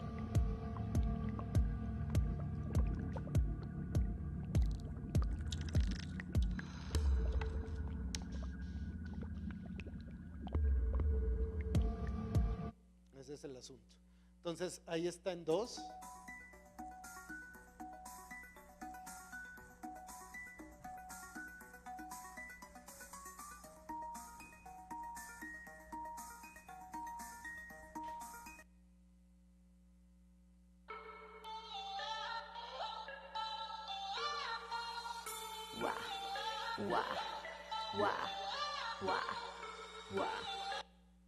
Ese es el asunto. Ahora, está este pan. Y entonces este pan se ve un pan rico, ¿no? ¿O no?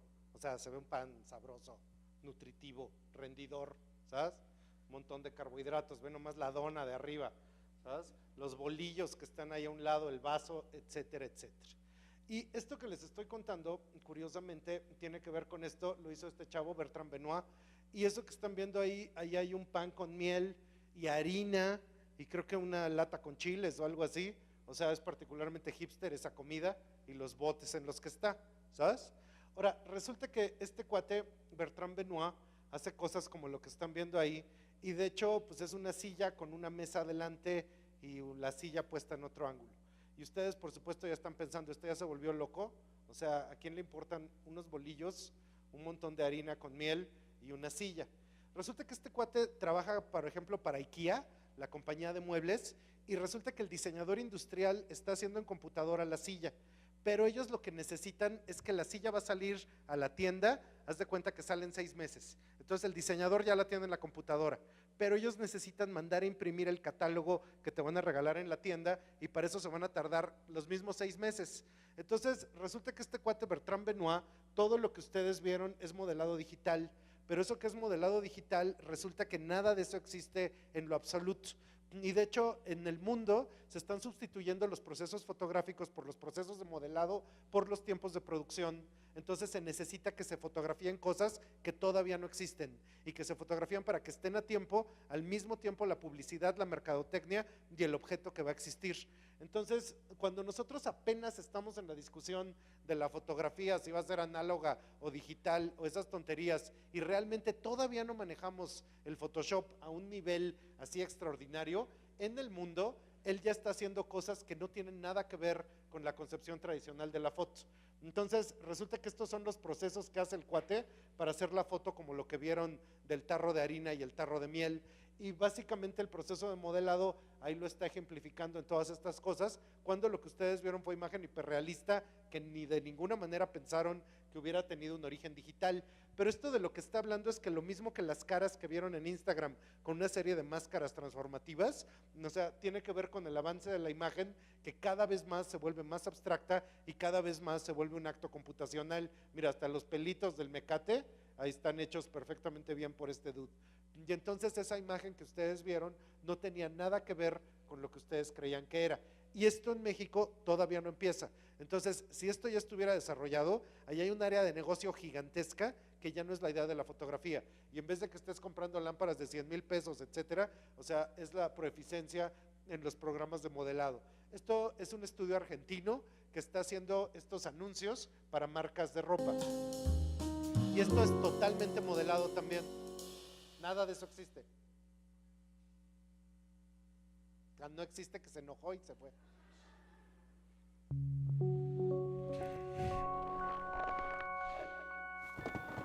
Son los mismos, 6 and 5. Es un estudio que está en Buenos Aires.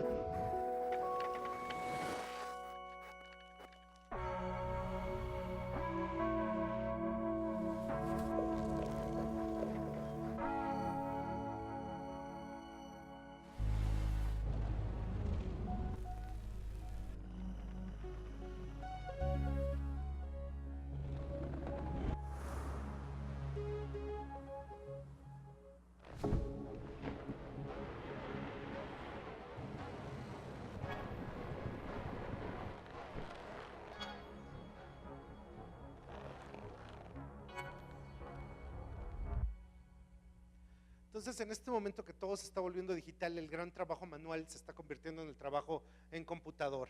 Y una de las cosas que están sucediendo es que todo esto se tiene que dar, o sea, ya sabemos cómo hacerlo, ya sabemos qué colores hacerlo, con qué forma hacerlo, pero ahora qué es lo que va a decir.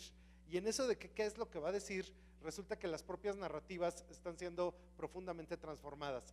Esto, de verdad, yo la primera vez que la vi fue así de te cae que en esto están. Play.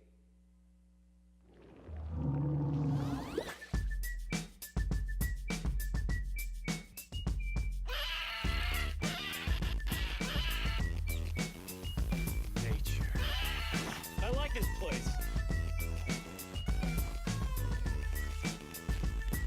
Hi.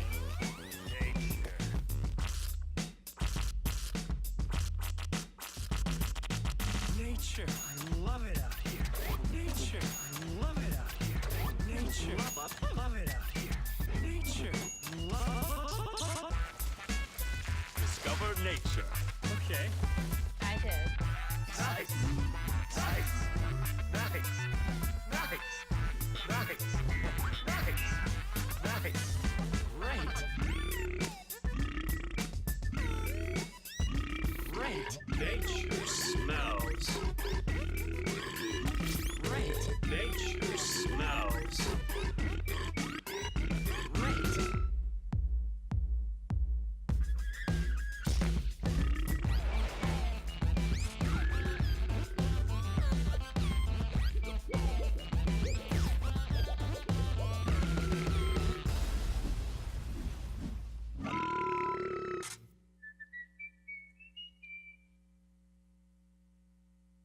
Y eso sorprendentemente es un anuncio de desodorante. Ahí la pregunta es,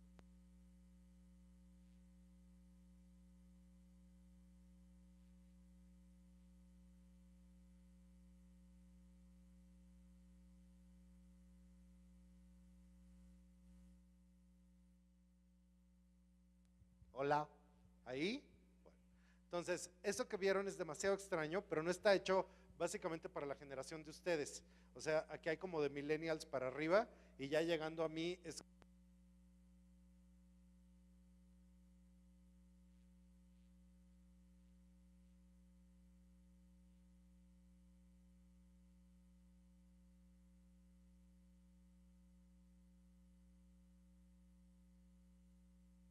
Se está volviendo tan raro como el anuncio.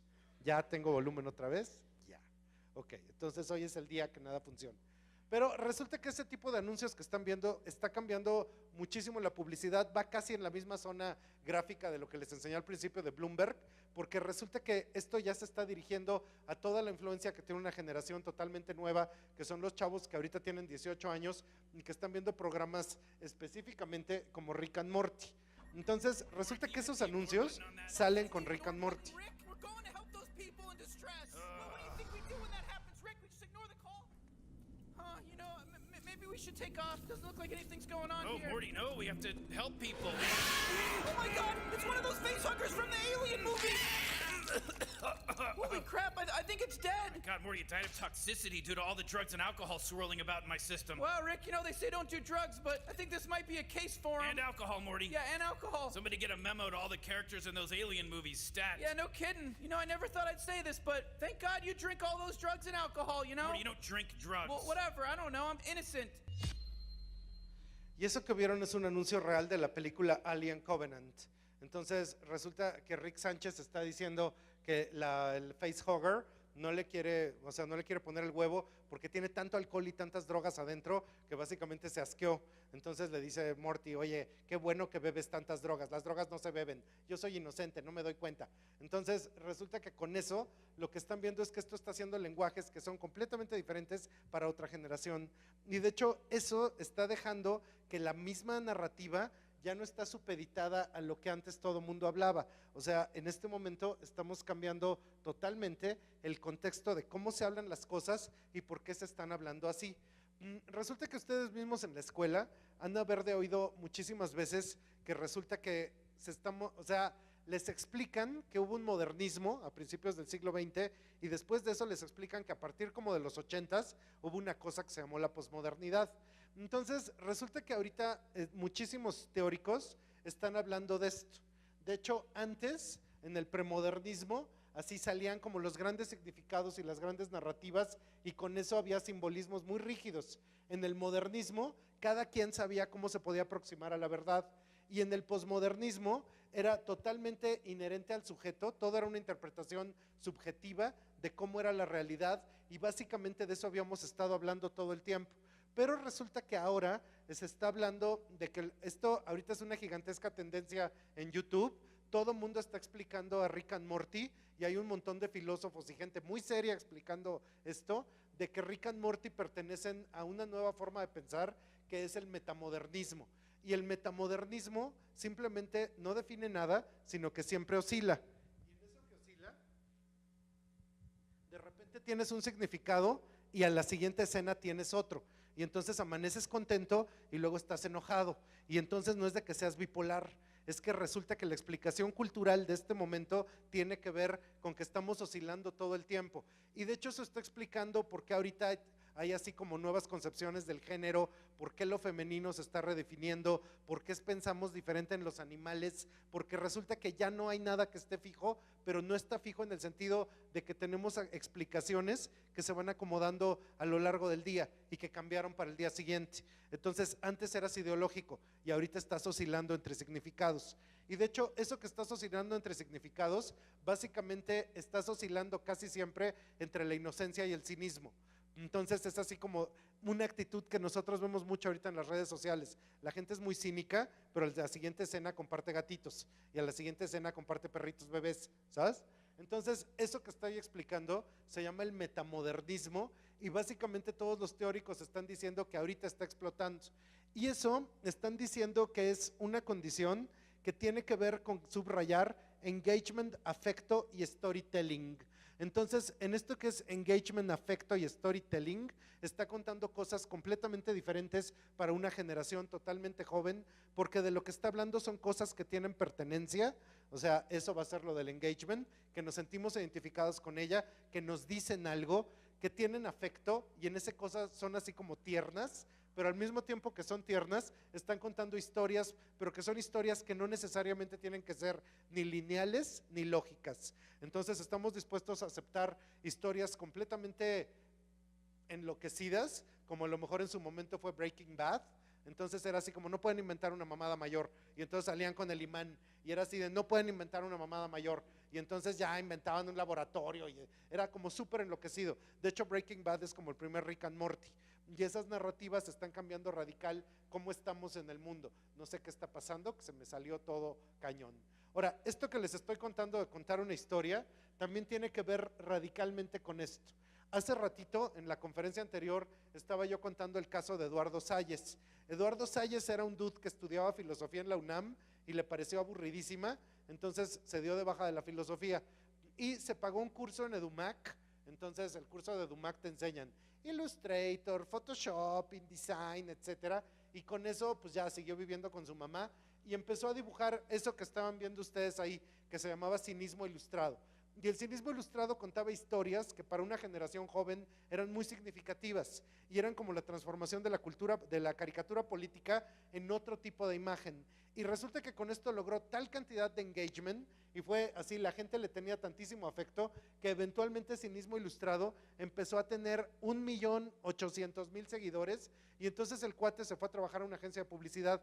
Para todo efecto el cuate ya era como un mega diseñador, pero nunca había estudiado diseño, porque básicamente lo que entendió es que era un comunicador.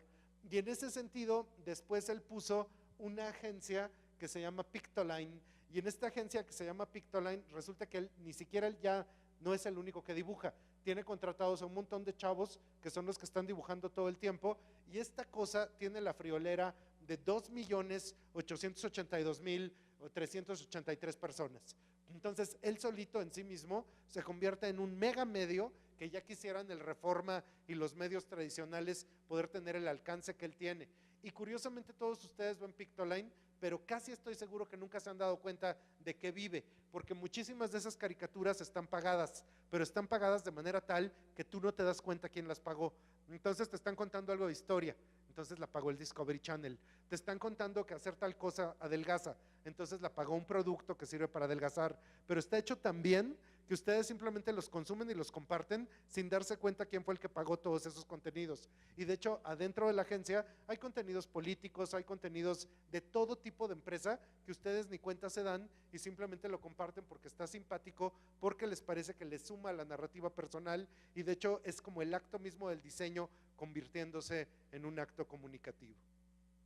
Entonces, una de las cosas que están pasando en 2019 es que de hecho el enfoque en el mundo, lo que se está consumiendo en vanguardia, tiene que ver con la reconsideración tanto de las páginas tradicionales como de los objetos 3D printeados y los objetos de diseño industrial en 3D, como en la capacidad de contar historias. Y de hecho estas historias son más interesantes que la que de repente nos cuenta el cine, porque ustedes van a ver Solo de Star Wars y es así de ni nadie fue, ni a nadie le importó, porque se vuelve de súper flojera.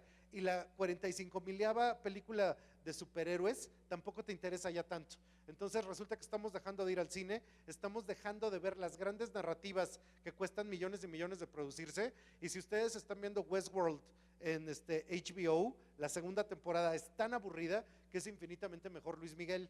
Entonces resulta que Luis Miguel podemos tener una narrativa con la que nos identificamos, compartirla y hacerla parte de nuestra historia, porque en eso que les decía del afecto, la mitad del asunto es que cómo sufre el chavo, Dios mío, es la nueva Chachita, nosotros los pobres, o sea, es verdaderamente una cantidad de sufrimiento que eso hace que te enamores del personaje.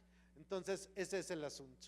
Ahora, resulta que con esto hay todo un territorio que ahorita se está hablando muchísimo. Eso que dice ahí es como la cultura de los pines, está soportando todas las industrias de arte indie y están haciendo toda una cultura en el Instagram. Entonces, esto es bien curioso porque toda esta cultura del pin resulta que es como la tangibilización máxima del pequeño objeto de diseño portable. Y una de las cosas que siempre me están diciendo es, los pines ya no dan para más. Pero resulta que todo el mundo está diciendo que el pin apenas acaba de empezar y básicamente la cultura del badge, del pin, de la playera pimpeada es lo que va a estar definiendo la identidad de la gente en el 19 y en el 20, y eso como estudiantes de diseño creo que es la parte mínima en la que podrías estar lanzando producto que es bastante sencillo, o sea que hagas tu edición de pines, no tienes que aprender a hacer fundición, sino tienes que aprender cómo mandarlo a hacer y simplemente ponerte con tu cartón ahí en la feria de diseño así de pines, pines, lleve pines de teiboleras, pines de políticos, pines de Anaya, pines del PG, etcétera. Y eso tendría que ser como la primera metodología para poder lanzar algo que es tu voz y que eventualmente se convierte en un estilo, como lo acabó entendiendo Eduardo Salles, haciendo toda una industria alrededor de lo que él mismo dibujaba y de lo que él mismo hacía, ¿sabes? Entonces, eso es bien curioso porque uno pensaba que eso no daba para más. ¿Ok? Bueno, entonces, ok, gracias. Entonces, eso que está ahí. Si lo que les estoy contando les interesa, estoy hablando todo el tiempo en temas que tienen que ver con tendencias y diseño a través de Trendo, que esta semana llegó a 5,000 suscriptores, lo cual me hace ser totalmente patético porque Yuya ha de tener como 3,000 millones de suscriptores. Entonces, Dios mío, mátame. Ok. A través de Trendo MX, esa es una plataforma donde también estamos compartiendo lo que viene, o sea, muchísimas de estas imágenes que les puse van a estar saliendo toda la semana para que puedan ahondar en los temas que les acabo de contar, y particularmente una cosa que yo estoy alegando todo el tiempo. Resulta que eso que están viendo ahí es una publicación que yo hice que se llama Mextilo y es la primera historia de la moda en México. De repente yo hice una película para YouTube que se llama Mextilo, es el primer largometraje que tiene, o sea, que habla de la moda en el país, y esto yo lo hice con mis recursos de maestro. Y ya después de que había yo hecho esa película, resulta que se me ocurrió que tenía yo tanto material.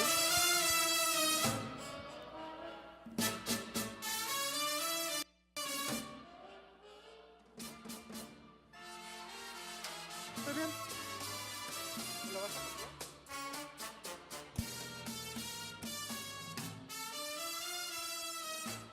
Ok, ¿quién sabe por qué me hizo eso? Entonces, a mí se me ocurrió sacar un libro, que esto se me hace que es súper importante como para la gente que estudia diseño.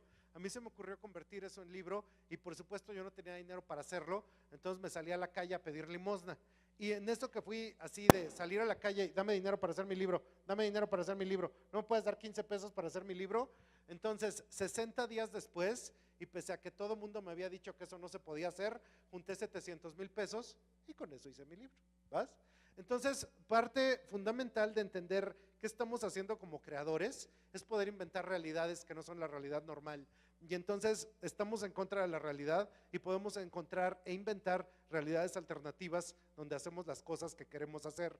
No es un obstáculo nada y cualquier cosa que quieran la pueden hacer si se dan permiso de hacerla. Entonces, ese es el asunto, porque básicamente con eso es que cualquiera puede hacer proyectos creativos. Ahora, por favor, resulta que este personaje que está aquí es el asqueroso de Chris Garafola y no puede haber un ser más nauseabundo en el mundo. O sea, el cuate tiene mandíbula cuadrada, lavadero y es como un asqueroso hombre disfrazado de hombre. Entonces lo vemos y nos da asco. Entonces, este asqueroso, como les alborota sus hormonas, tiene 62,000 seguidores en Instagram. Y como yo tengo entre 47 y la muerte, calvicie más que incipiente y ya me voy a morir, resulta que nadie me sigue en Instagram. Entonces, por el amor de Dios, síganme en Instagram. Ya todo el mundo me hace burla, los otros influencers ya no me quieren hablar, o sea, ya me ven y es así, daste para allá, porque nadie me sigue en Instagram. Entonces, please, hagan eso. Entonces, además, si esto les interesa, pueden tomar cursos conmigo ahí en Doméstica. Dios mío, qué cantidad de anuncios, esto es pavoroso, pero ese es el asunto. Y por favor, si alguien tiene una pregunta acerca de lo que les acabo de contar, venga. Gracias.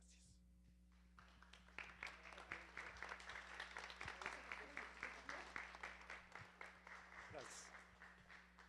¿Preguntas, dudas, comentarios? Allá tengo dos. A ver.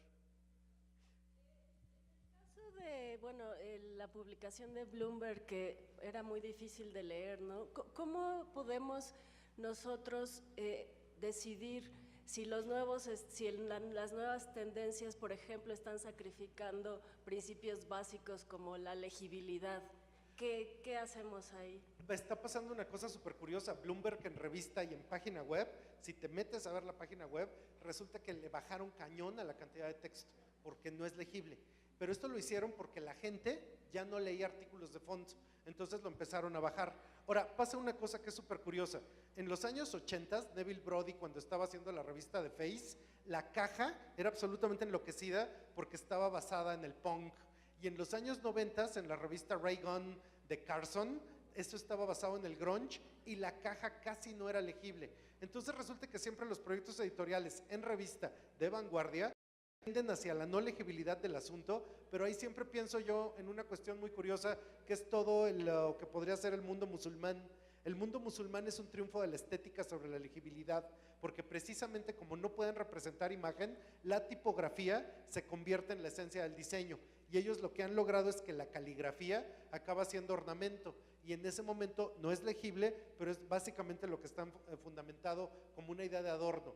Creo que una de las cosas que están lidiando ahorita los medios impresos es la imposibilidad de que la gente ya no tenemos capacidad de lectura. De hecho, yo mismo me acuso, yo dejé de comprar revistas porque descubrí que no las leo, o sea, ni siquiera las ojeo. Entonces se quedan haciendo un mueble y las voy acumulando y nada más me jodo la espalda trayéndolas en la maleta. Entonces dejé de hacerlo. Pero esto curiosamente es un reto de cómo poder hacer que a través de la brillantez visual se vuelva una página que todavía interesa a generaciones cada vez más jóvenes. ¿Sí? Allá por allá. Bueno, a mí me pareció muy bien el análisis y mi pregunta es, ¿qué programa se utiliza para hacer el fotorrealismo y como qué equipo debo de tener para poder lograr ese nivel de fotorrealismo?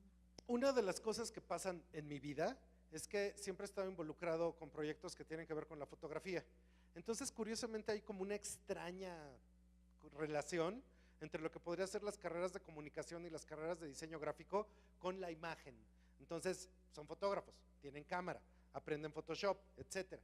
Pero curiosamente, a partir del diseño industrial, cuando empiezan a hacer Rhino, entonces a partir del Rhino empiezan a hacer modelado, y ese modelado lo van llevando a través de cosas que le ponen de programación y van aumentando la capacidad de realismo.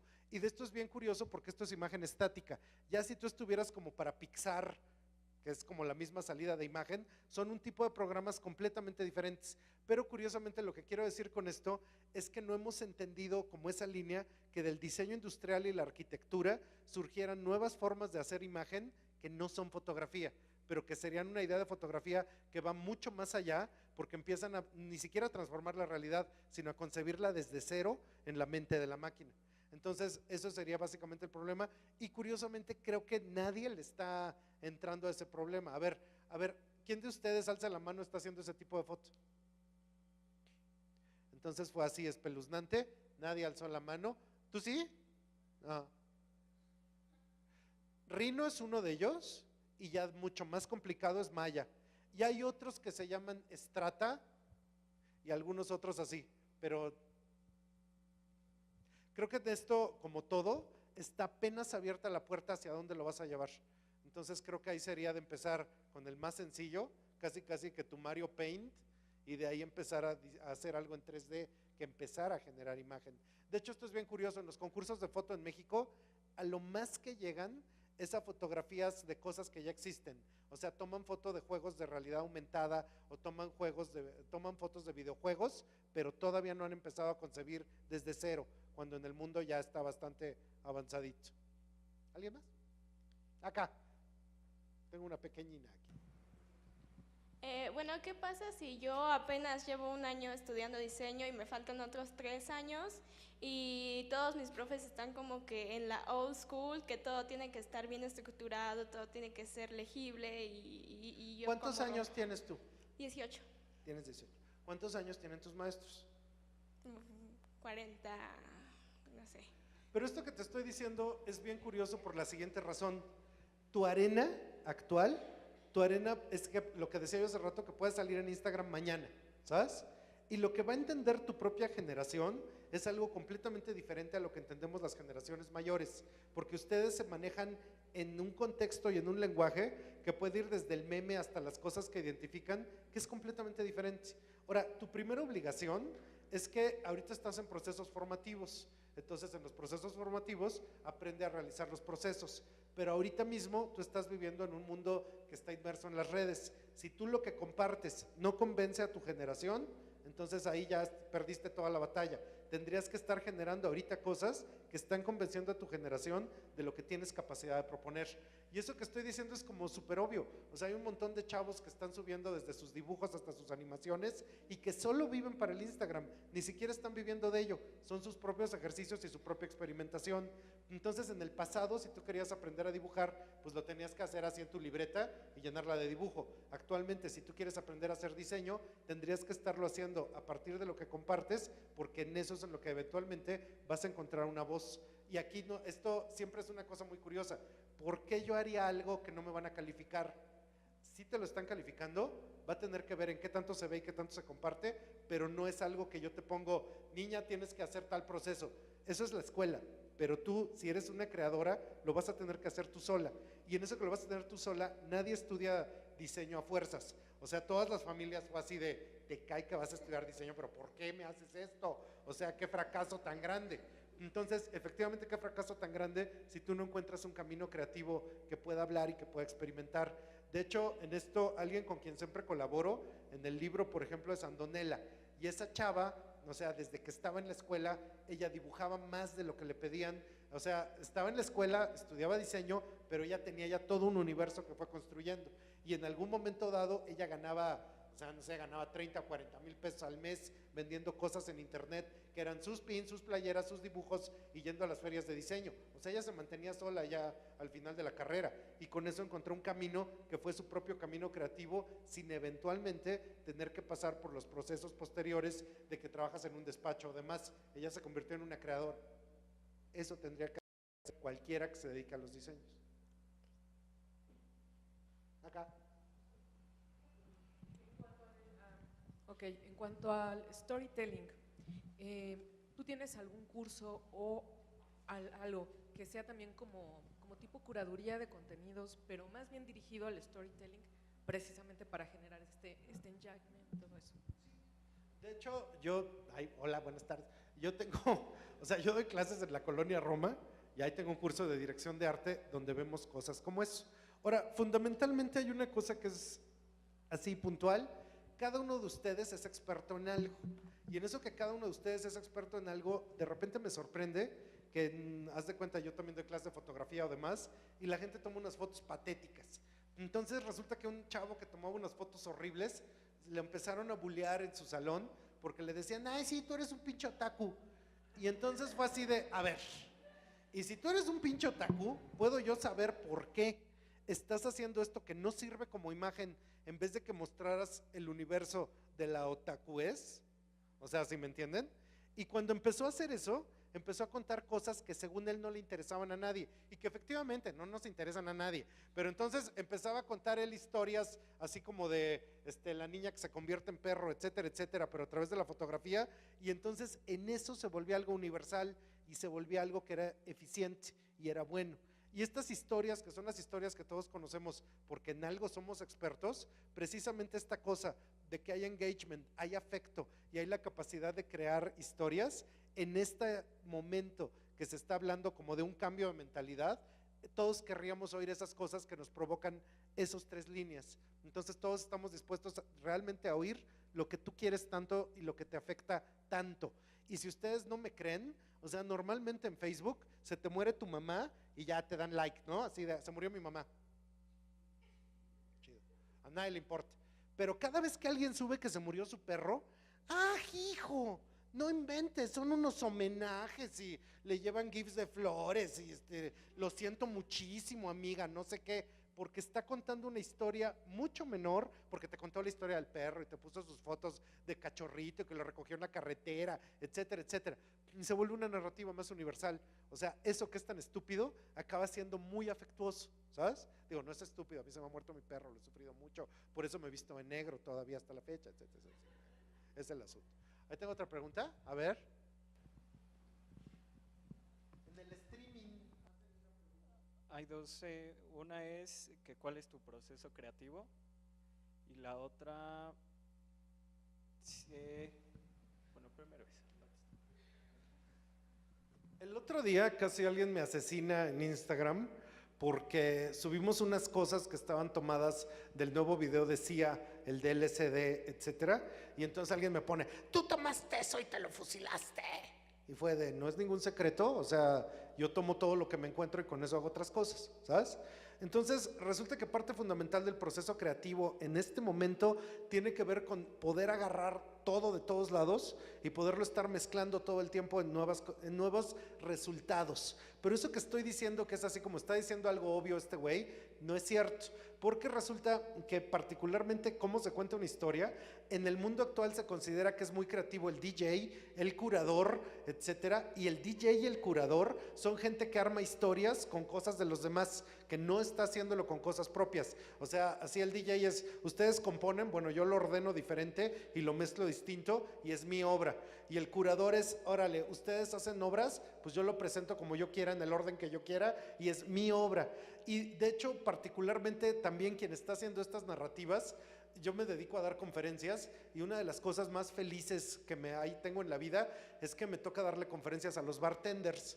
Y resulta que en todo lo que tiene que ver con la mixología, tú llegas y no es así de dame una cuba, uy no, para nada. Entonces te ponen en una cabeza de chango, ginebra, nitrógeno y quién sabe qué tantas payasadas, porque ese trago cuenta la historia del momento, de no sé qué tanta tontería, y entonces te vuelves un alcohólico creativo, que no solo está chupando, sino también está tomando una narrativa a partir de lo que bebe. Pero eso ahorita está en el alcohol, en la perfumería, en la vestimenta, en la gastronomía, en la cultura del vino, la cultura de la cerveza.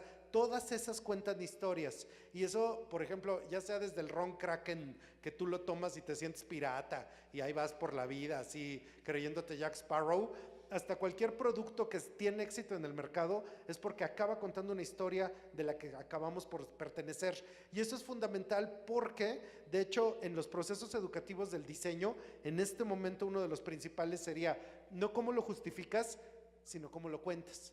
Y a partir de cómo lo cuentas es cómo envuelves a ese posible personaje que lo recibe para que lo entienda. Y entonces en ese momento se vuelve un acto comunicativo y en ese momento puede tener acción social. Ese es el asunto. Bueno, muchachos, ahí tengo otra pregunta. A ver, una última. Que si hablamos de una oscilación en la generación, presente como en el comercial de Old Spice, ¿será posible que recaiga en una oscilación periódica? Rick and Morty, Gravity Falls. Esa es pregunta de tesis doctoral, porque en Rick and Morty tiene contacto con Gravity Falls y resulta que Gravity Falls tiene algunos contactos con Steven Universe y entonces hay una bola de cosas que están pasando que una sola narrativa ya no explica todo, pero de hecho las marcas que funcionan es la misma marca, pero aparece en Instagram y te cuenta una cosa. Y la misma marca aparece en Facebook y te cuenta otra cosa. Y la misma marca, si estás clavado en eso, aparece en Snapchat. Y entonces en cada lugar, sin que tenga contacto la narrativa general, te cuenta una narrativa que te cuenta parte de la historia y te hace parte de eso mismo. Y en ese sentido estás entrando y saliendo a través del celular de un cuento general que te están contando y que es un cuento cultural compartido. ¿Y que cuándo das tus próximos cursos? Ay, Dios mío, qué vergüenza. Entonces, va a haber cursos de verano en todo julio y empezamos cursos en septiembre. Básicamente aquí pasa una cosa curiosa. Cada uno puede encontrar su voz en el mundo actual a través de las redes sociales. Y en eso que pueden encontrar su voz, tienen que encontrar qué compartir y quiénes son, que yo encontré quién soy y qué comparto a través de esas mismas redes. Aunque soy una especie de yuya geriátrica, ¿sabes? Ese es el asunto. Entonces, si no tienen más preguntas, ternuritas, con eso daríamos por terminado. Muchísimas gracias.